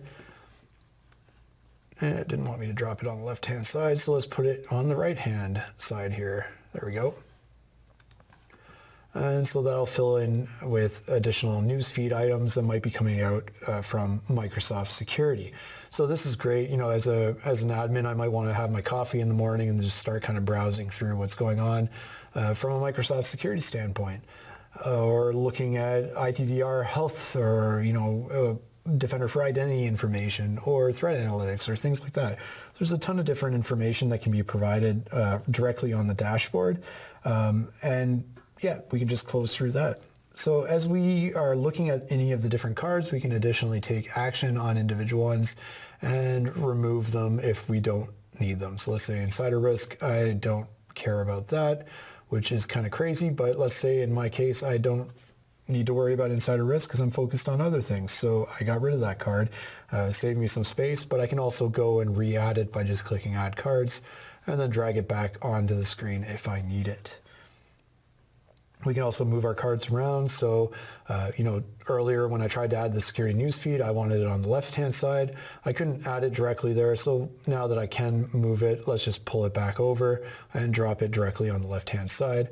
I kind of want to have my secure score at the very top. So let's pull that one up. And now I've got my security news feed and my secure score as I'd like to have them. So that lets us customize this and move things around as much as we'd like, and also get the information that is important to us right at the top, right at the forefront when we log into the portal directly.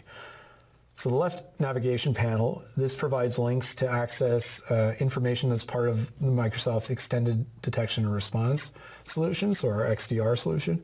And that includes incidents and alerts, hunting, our action center, threat analytics, Secure Score, and more. It also includes quick access to Microsoft Defender for Endpoint, which are links listed underneath of the Endpoint section here. Defender for Office 365, which are all listed under email and collaboration. We can also see links for Defender for Cloud Apps, which we already spent a bit of time exploring. And we can also see some of the aspects from reporting and health and auditing that we might need to explore. So these options, we can definitely click through to them. We can always return home by just scrolling up on the left-hand side, clicking the home button. So let's say I wanted to go and investigate some of the assets that are deployed in the environment. That's great. Now I want to go back home and I'm good to go.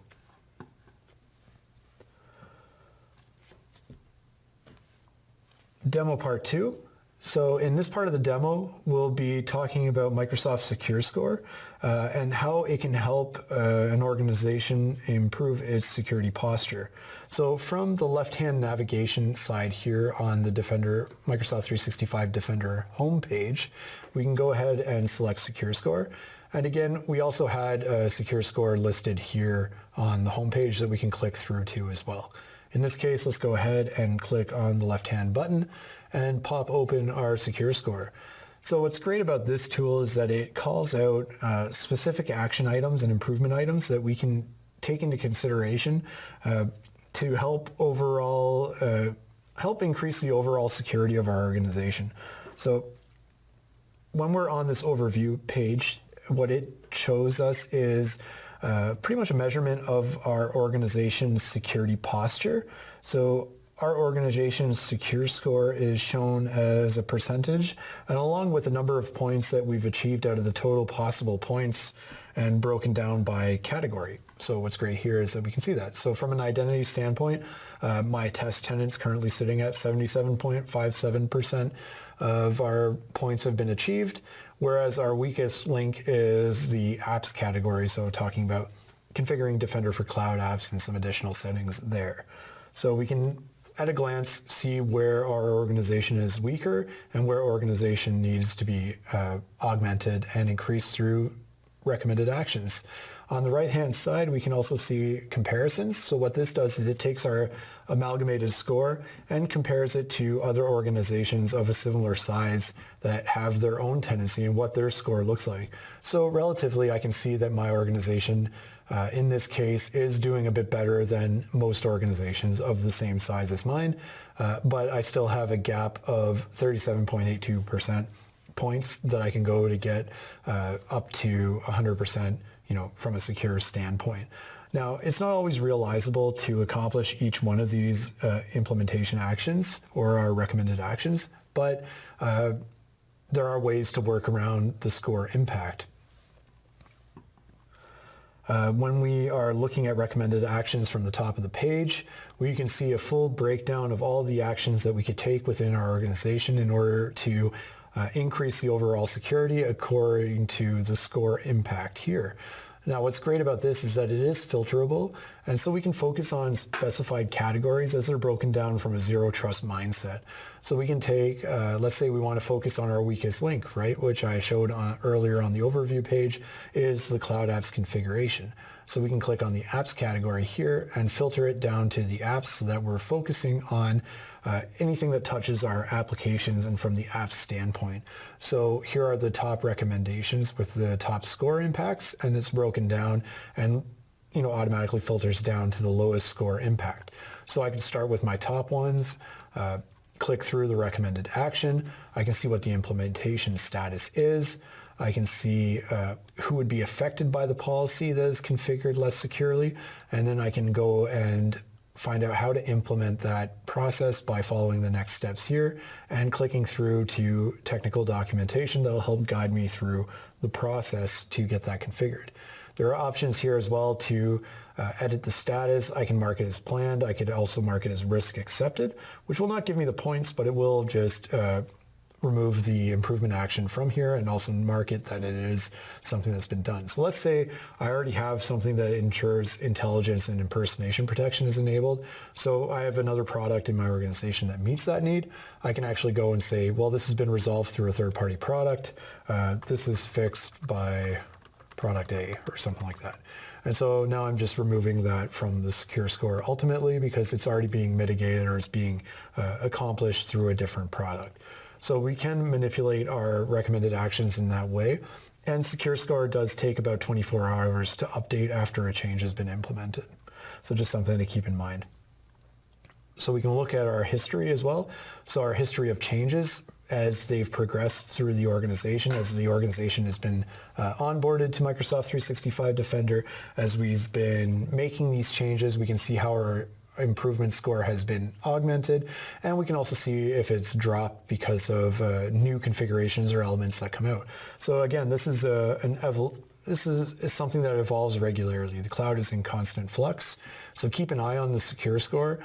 You might be at 100%, and then the next week you might be at 90, but it's because new functionalities have been released, new threats have come out, so we might need to mitigate those in different ways. We can also look at metrics and trends. So let's see how our organization is doing compared to others. We can see if we've regressed in certain ways, like when did we regress, why did we regress. We can get some interesting information from that front as well.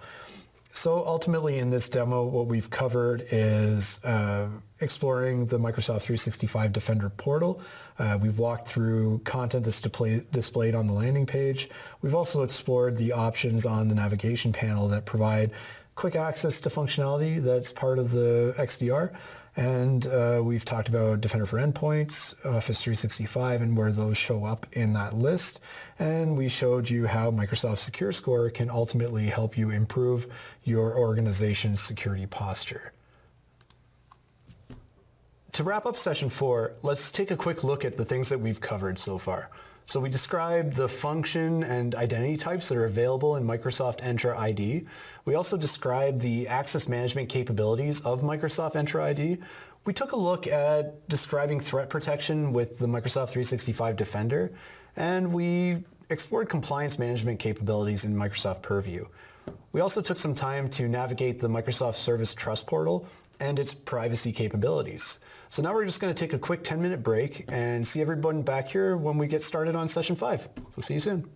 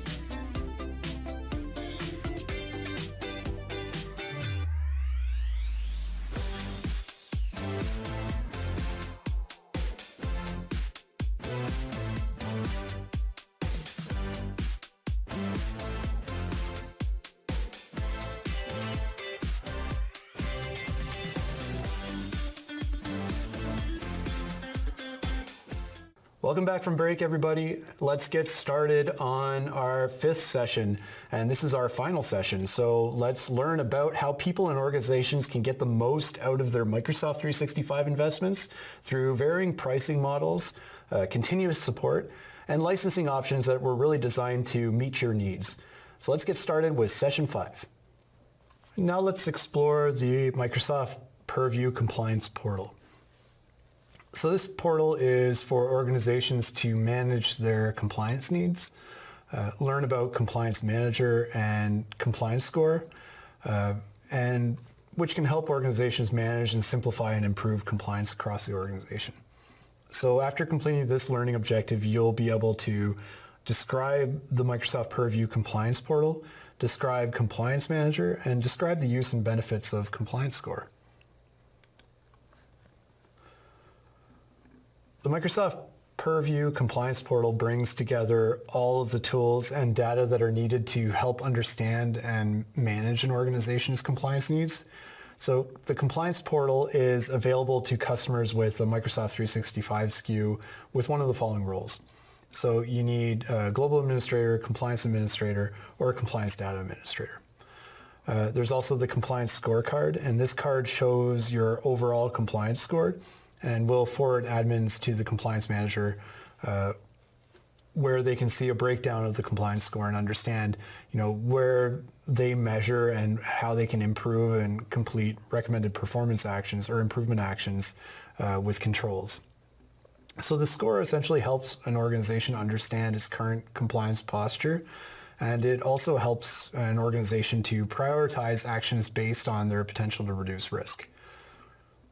There's also the new solution card, solution catalog card, which links to collections of integrated solutions that are used to manage end-to-end compliance scenarios across 3 compliance solution areas. So we've got the information protection and data lifecycle management section, and that shows us how to use Microsoft Purview compliance solutions to protect and govern data in the organization. And the insider risk management section on the homepage shows how your organization can identify and analyze and then act on internal risks before they cause harm.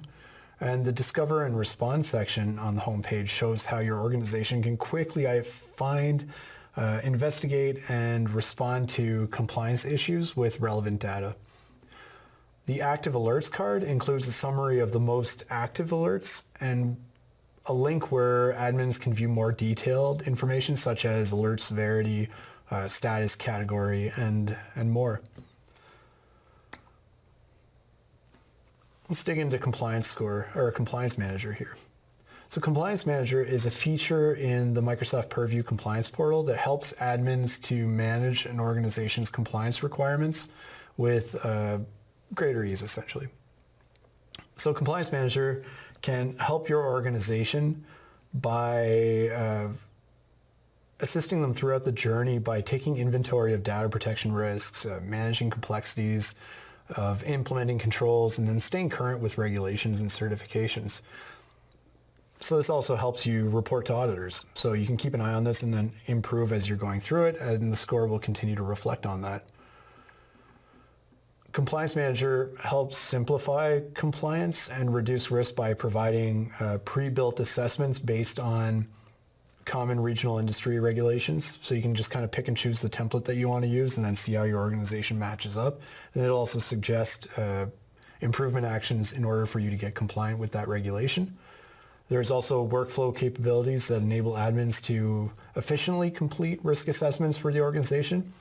And then there's step-by-step improvement actions as part of the Compliance Manager that admins can take to help meet regulations and standard relevant to the organization. So some actions will be managed by Microsoft as well, and you'll be able to see that on the side. So what Microsoft has already done versus what is required for your organization to do. So the compliance score is ultimately a calculation that helps an organization understand its overall compliance posture by measuring how it's progressing with improvement actions. And controls. So a control is a requirement of a regulation, a standard, or a policy. So it defines how to assess and manage the system configuration that organizational process and the people responsible for meeting a specific requirement or regulation standard or policy. So if we're talking about regulation standards or policies, this is where you're going to be wanting to focus on that control aspect.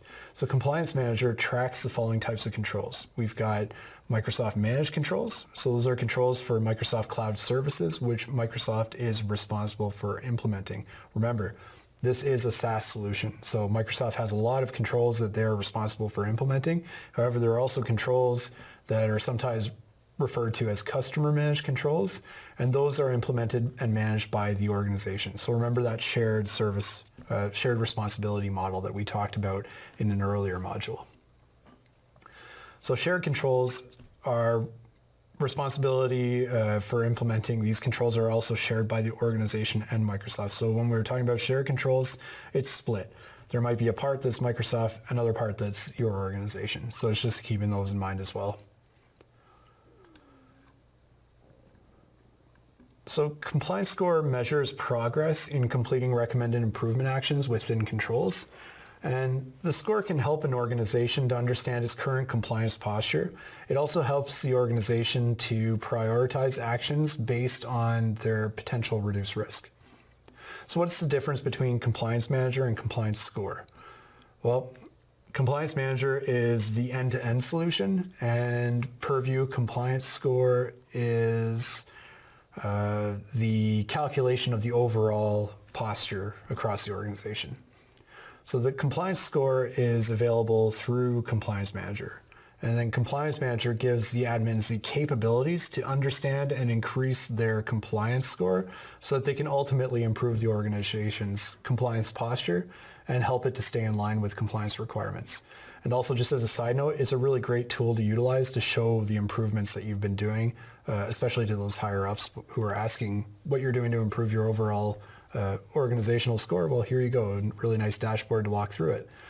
So the overall compliance score is also calculated using scores that are assigned to actions, and actions come in a couple types.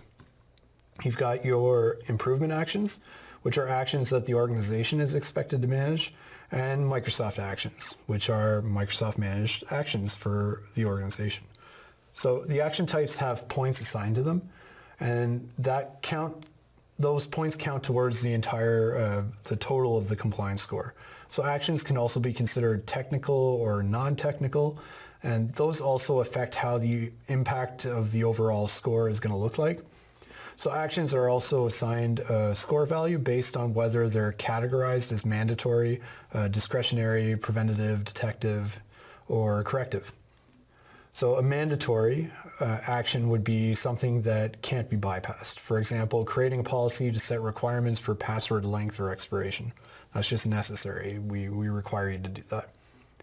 Discretionary, these actions depend on the user's understanding and adhering to a policy. For example, a policy where users are required to ensure their devices are unlocked before they leave them. So that's not something that we can enforce. However, it's something that is discretionary. So the following subcategories are actions that can be classified as mandatory or discretionary. So a preventative action is designed to handle specific risks like using encryption to protect data at rest in case of breaches or attack. Detective actions actively monitor systems to identify irregularities that could present risks or that can be used to detect breaches or intrusions. So examples of these types of actions are system access audits, regulatory compliance audits, things like that, and corrective actions. So these help admins to minimize the adverse effects of security incidents by undertaking corrective measures to reduce their immediate effect or possibly even reverse the damage. So something that you need to fix, essentially. And so actions that are mandatory and preventative with 27 points provide the highest points value toward your compliance score. So organizations accumulate points for every action completed, and the compliance score is shown as a percentage representing all the actions completed compared with the ones that are outstanding. So keep in mind, this is something that evolves. You can't just look at this once when you deploy your tenant and then walk away. Keep an eye on this. Keep referring back to it. See if there's new actions that need to be taken. See if Microsoft's performed new actions in order to become compliant with a specific regulation. These are all things to keep in mind.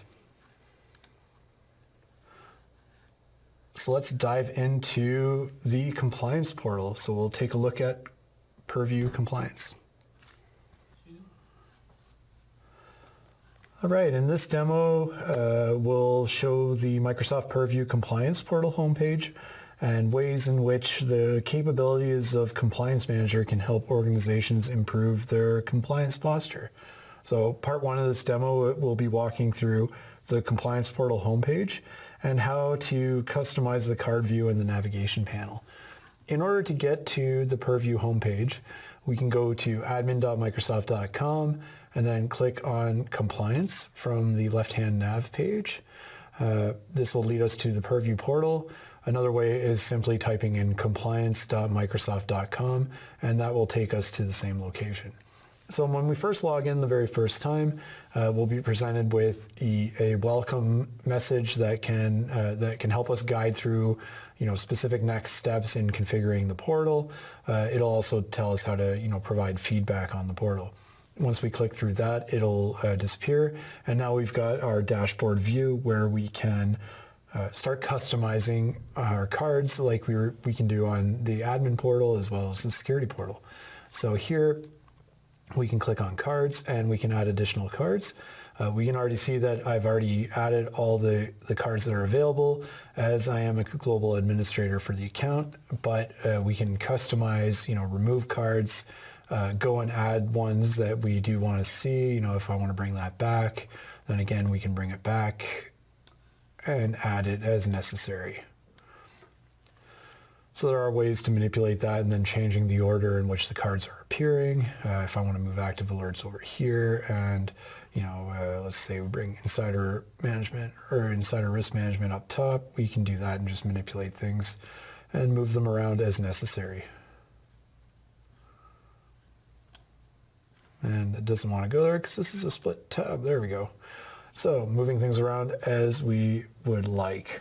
So the card section of the homepage just gives us an at a glance kind of view as to what is available in our organization, what our compliance posture is, and the different solutions that are there. So from this window, we can scroll through and see the different solutions, but one of the ones that I want to call out is definitely the Compliance Manager score, and that gives us a decent understanding of the compliance score that our organization is currently sitting under. As we're looking at every card, again, I was showing that earlier, we can click on the ellipsis and then remove any cards that we do not need. We can also add them as shown previously through there. So it effectively allows us to customize our navigation and our view from that standpoint. Now on the left-hand navigation side, we've got our primary view, which covers, roles and scopes. We've got different trial options that are available here. We've also got data classification, data connectors, alerts, policies, roles and scopes, and things that are calling out. So kind of a generic overall segmentation. And then on the left-hand side as well, we do have solutions that are shown here. And so these are specific products that are part of the Purview family that we can dive into and do additional configurations on. So for example, if I wanted to create a data loss prevention policy, I can navigate into the primary view of data loss prevention, create policies, alerts, endpoint DLP settings, and an activity explorer from a DLP standpoint. If I was an eDiscovery manager or administrator, then the eDiscovery portal might be of more interest to me. And these are all customizable and visible through the various access and roles and scopes that you can define to allow users to have specific access to different applications. So again, you can customize this navigation pane by adding your specific segments, and we can look at customizing the navigation here by adding or removing additional items as they're appearing in the list. So that can be customized according to your role as well as according to your own taste and how you want to manage the portal. Another option here that is really interesting, and so this is kicking off part two, is the Compliance Manager point of view. And so from the left-hand navigation panel of the Purview Compliance Portal, we can see a Compliance Manager up here at the top. So let's go ahead and click on that. Now at the top of the Compliance Manager page, we can see that by default it loads up our overview. So our overview segment just shows us actions that can improve the overall compliance score. It shows us the improvement actions, the solutions that affect our score, and our overall score as well, and how many points of a maximum of how many points have been achieved by us, and any other additional information that is broken down by specific subjects and categorizations. Again, this is another score that is filterable. So if we want to dig into very specific information, we can look at applying specific regulations to the score and seeing where we have improvement actions that target a specific regulation. We can also target the data protection baseline, which is Microsoft's baseline that's built off of parts of GDPR as well as Microsoft's own approach and some other regulations. So we can apply that and look at where we fit from a baseline standpoint. But if we want to filter by solution or action types, then we can definitely do that as well. What's fun about solutioning by filtering on solution is that you can see the actions that will affect that specific solution, and then kind of do that cross collaboration between the solution and compliance manager in order to overall increase your secure score, or your compliance score, sorry. So as we dig into individual actions, we can look at this sort of breadcrumb approach to how we can improve our overall compliance score. So we can actually click on View All Improvement Actions, or from the top here, click on Improvement Actions. So from the top of the page as well, there are a bunch of different tabs to Compliance Manager. We can see Overview, Improvement Actions. There's Solutions and Assessments, Regulations, Alerts and Alert Policies. So let's go ahead and look at Solutions. But just before that, I did want to touch on the improvement actions. So as we're looking through here, similar concept to Secure Score, we're looking at information. We can click through every single one that will help us understand more precisely how our organization is hitting that score or not hitting the score, and what we can do to overall go ahead and improve that. So we get details on how to use Microsoft solutions to implement, what is affecting the compliance manager score that it's getting. We can assign the task to specific individuals. We can track how it's being implemented. We can look for evidence, prove that it's been implemented properly, and also see what related controls this applies to according to the regulations that we've applied to our organization. So hopping back to Compliance Manager view now, and I was doing that from the top of the screen there, let's hop into Solutions. And so from Solutions, we can see how solutions can contribute to our score, as well as any remaining opportunity for individual solutions here. So I can see from attack simulation training that's something that's available in my organization, as this template or this tenant does have an E5 license.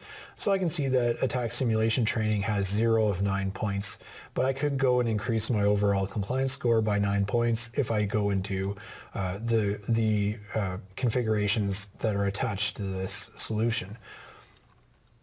Also from the top of the page here is assessments. So on this page, we'll see data protection baseline for Microsoft 365, as well as any other assessments that I might have run that were pulled into the tenant for a different reason. So in this case, I tried running Canada PIPEDA. Let's go ahead and click on data protection baseline. So again, this baseline assessment has a set of controls for key regulations and standards for data protection and general data regulation and governance. So Compliance Manager becomes more helpful as you add your own assessments and things that you're required to meet from a compliance or an organizational standard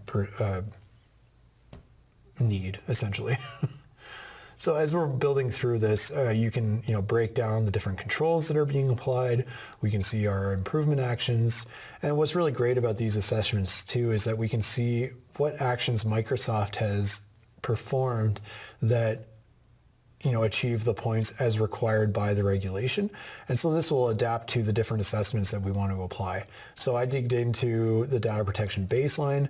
Let's say we look at the Canada PIPEDA assessment that was run against the current configuration of this tenant, we can see that I only hit 32%, and that 32% is coming from Microsoft because Microsoft has already achieved pretty much all the points in the configuration.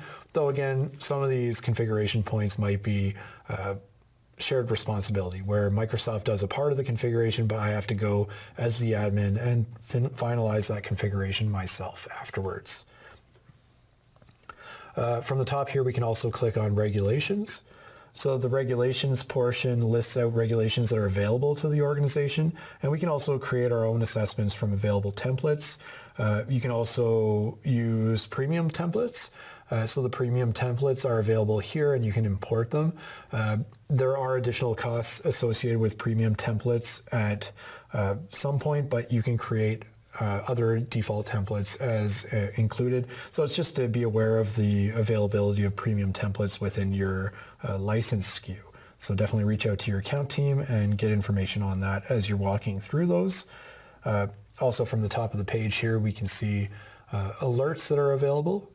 Alerts that we want to configure or compliance alerts that have been triggered. So we can assign this specific alert to a user and then action on it. So these are alerts that have been configured through other policies or other configurations that are showing up here. And these are alerts that were triggered for specific reasons, such as in this case, the compliance score changed. So likely there were additions added to compliance score that impacted negatively or regressed my score because of upgraded solutions or changes to regulation or things like that. So it's good to have that kind of alerting going on. So that means that I can go in and then investigate what changed and why, and then apply the fixes as necessary. Also from here, we do have the alert policy configuration. So I can add additional alert policies and then configure the conditions as required. Who do I want to contact if something changes and things like that. So to return back to the home page to look at my cards, just click the home button up at the top left nav and we are good to go. So in this demo, we talked about Microsoft Purview Compliance Portal, the homepage, as well as some capabilities of Compliance Manager and how that can help organizations improve their overall compliance posture. So quick tip, definitely use Compliance Manager and definitely filter based on the solution that you're looking to implement and look at the improvement actions and perform those improvement actions. So good luck on your deployment. Microsoft runs on trust. So here you'll explore the Service Trust Portal for content on how Microsoft delivers on our commitment to trust. You'll also learn about Microsoft Priva, a solution to help meet privacy goals. And after completing this learning objective, you'll be able to describe the offerings of the Service Trust Portal, as well as describe Microsoft privacy principles and describe Microsoft Priva. Let's take a look. The Service Trust Portal, or STP, is Microsoft's public site for publishing audit reports and other compliance-related information associated with Microsoft's cloud services. The STP users can download audit reports produced by external auditors and gain insights from Microsoft-authored white papers. And these provide additional details on how Microsoft Cloud Services protect your data and how you can manage cloud data security and compliance for your organization. So accessing the Service Trust Portal is pretty simple. To access some of these resources in the Service Trust Portal, you must log in as an authenticated user with your Microsoft Cloud Services account. So you can use your Entra ID organizational account and review and accept the Microsoft non-disclosure agreement for compliance materials. Once you're inside the Service Trust Portal landing page, it includes content that's organized into several categories. You've got certifications, regulations, and standards, security implementation and design information, with the goal of making it easier for you to understand regulatory. Hang on, I'm going to take that over again.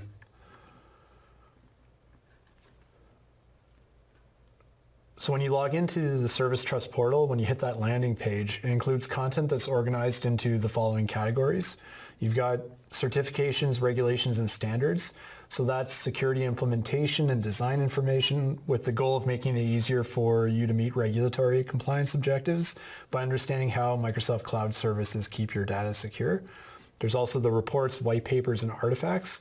And this section includes general documents relating to the following categories: BCP and DR, so business continuity and disaster recovery, penetration test and security assessments, so attestation of pen tests and security assessments conducted by third parties, privacy and data protection, so privacy and data protection resources, as well as facts and white papers, where white papers answer, those frequently asked questions.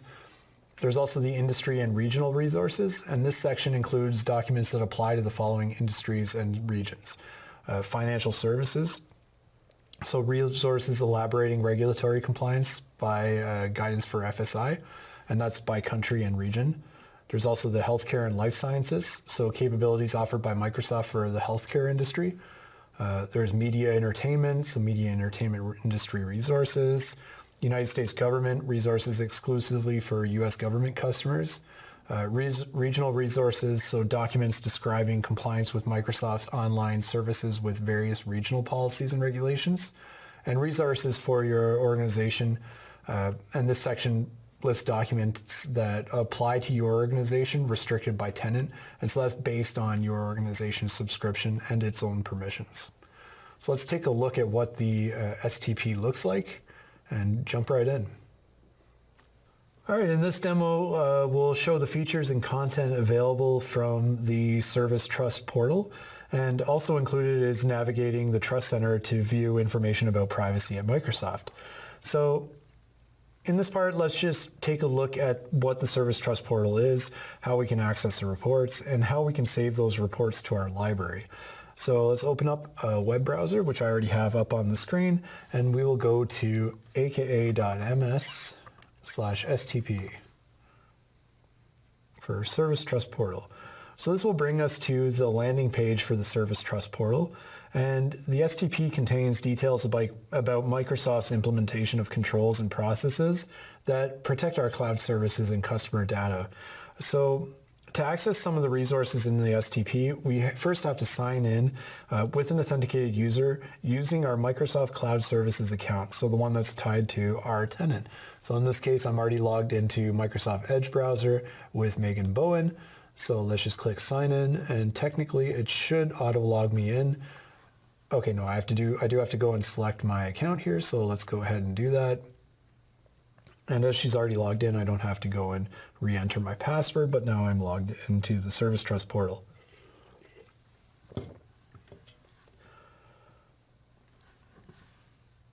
So as we're looking at the Service Trust portal when we first get here, this is kind of just the default view. If we scroll down here, we can see, different categorizations. We can see certifications, regulations, standards, reports, white papers, and artifacts, as well as industry and regional resources, resources for our organization, and compliance program around the Microsoft Cloud.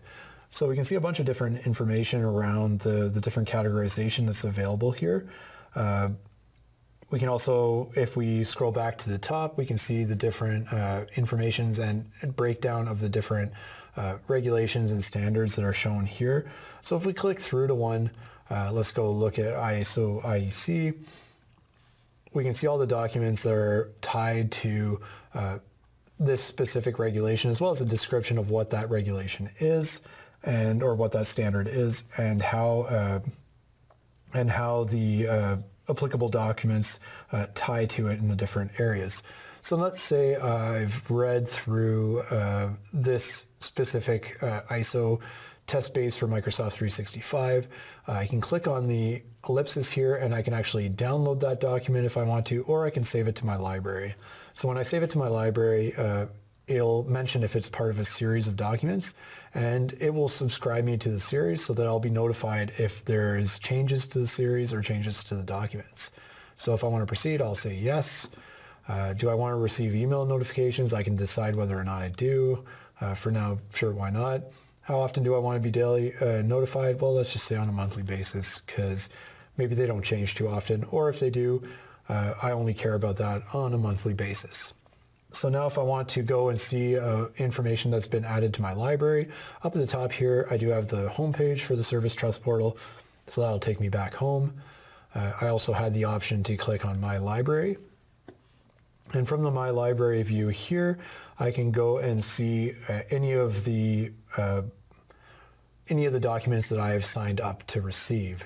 So here I can go and click through it and then download that document and investigate and read through the content as I feel like. So I could also download it as a PDF file, but I could also view previous versions of the document and scan back for historical views of that same document. So here I can download it and then it'll launch the download for that document. And after agreeing with the non-disclosure agreement, of course, I can then go and read through that document as required.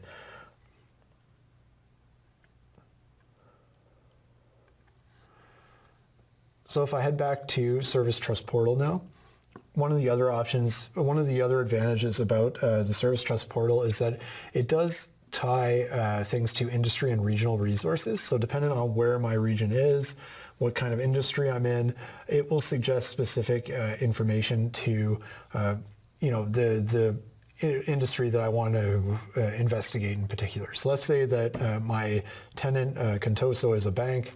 So I'm really curious about financial service information and resources that tie to that. So then I can click through and see different information tied to that specific subject. If I head back though, there is an option for resources for my organization. And so what it does is it looks at organizational documents based on my subscription as well as the permissions that are tied to my organization. And it will go and pull together information that should be of high interest to me as my organization is managed. So, FedRAMP, things like that. I can then click through and it'll pull together all that documentation that I might need. So definitely a way to look through information as required. So let's say I click on this one instead.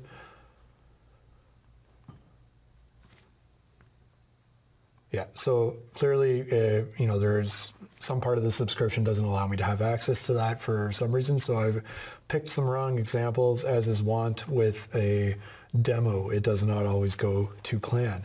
Yeah, so anyways, typically you'd see any documents that were based on your organization's requirements. So we'd be able to click through and then see documents related to that. However, it is still possible to go and search for individual documents based on industry need or based on specific certifications, regulations, and standards. So that covers our review of the Service Trust Portal, how to use the My Library feature to save documents for future review. And additionally, we could also check out the Trust Center. Also from the Service Trust Portal, now that we're back on the home page here, we can also go and look at reports, white papers, and artifacts.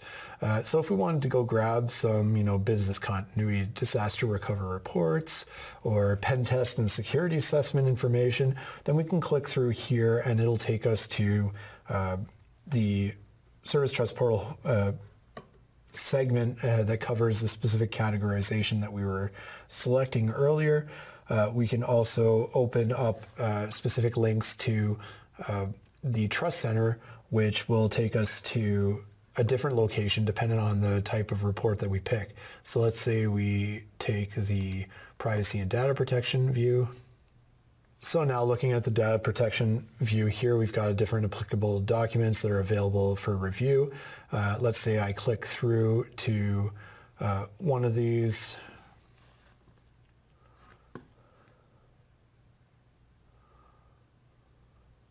And again, I can go and download it and view all the different versions.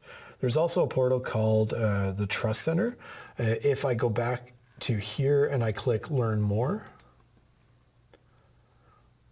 so after having selected the different reports, if I click Learn More here, this will actually take me to the Trust Center, which is a portal that helps define more information around privacy and a bunch of different information about where the data is located, how securing your data, how we do all these types of things with your data, and different types of privacy laws that this data applies to.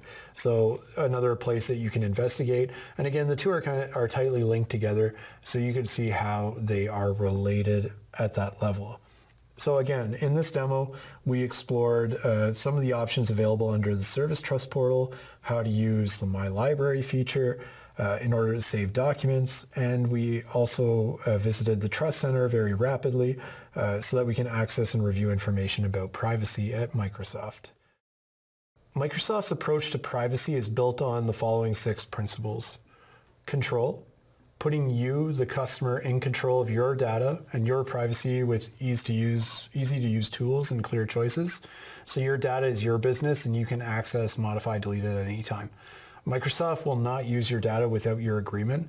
And when we have your agreement, we use your data to provide only the services that you've chosen. Transparency. We only process your data based on the agreement in accordance with the strict policies and procedures that we've contractually agreed to. So when we deploy subcontractors or sub-processors to perform work that requires access to your data, they can only perform the functions that Microsoft has hired them to provide. And they're bound by the same contractual privacy commitments that Microsoft makes to you. Security. So with state-of-the-art encryption, Microsoft protects your data both at rest and in transit. All Microsoft managed encryption keys are properly secured and offer the use of technologies such as Azure Key Vault to help you control access to passwords and encryption keys and other secrets. Strong legal protections. So respecting local privacy laws and fighting for legal protection of privacy as a fundamental human right, Microsoft defends your data through clearly defined and well-established response policies and processes. So those are strong contractual commitments and, if necessary, the courts. We will not disclose data to a government or a law enforcement agency except as you direct or are required by law. If Microsoft receives a request for your data, we'll promptly notify you and provide a copy of the requested unless legally prohibited from doing so. We'll challenge every government request for commercial and public sector customer data where we can lawfully do so. No content-based targeting. Not using email, chat, files, or other personal content to target advertising. We do not share your data with advertiser-supported services, nor do we mine it for any purposes like marketing research or advertising. Benefits to you.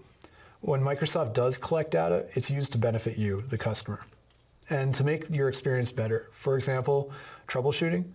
Troubleshooting for prevention, detecting, and repairing problems affecting operations of services. Feature improvement. So ongoing improvement of features, including increasing reliability, protection of services and data, and personalized customer experience. So data is used to provide personalized improvements and better customer experience. Privacy is top of mind for organizations and consumers today, and concerns about how private data is handled are steadily increasing. Regulations and laws impact people around the world, so setting rules for how organizations store personal data and giving people the rights to manage personal data collected by an organization are crucial.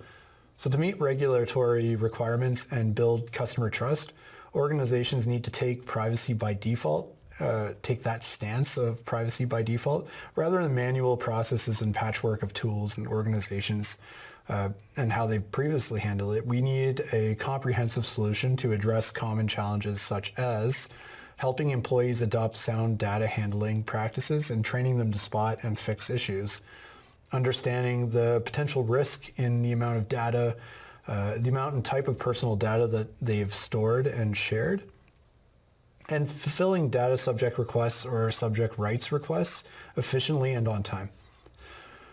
Microsoft Priva helps you meet these challenges so you can achieve your privacy goals. Priva's capabilities are available through 2 solutions. There's Priva Privacy Risk Management, which provides visibility into your organization's data and policy templates for reducing risks, and Priva Subject Rights Requests, which provides automation and workflow tools fulfilling data requests. Priva Privacy Risk Management. So this helps you understand the data your organization stores by automating discovery of personal data assets and providing visualizations for essential information. So these visualizations can be found on the overview and data profile pages, and the overview dashboard provides an overall view into your organization's data in Microsoft 365. So privacy administrators can monitor these trends and activities and identify and investigate potential risks involving personal data. So this springboards into key activities like policy management or subject right requests.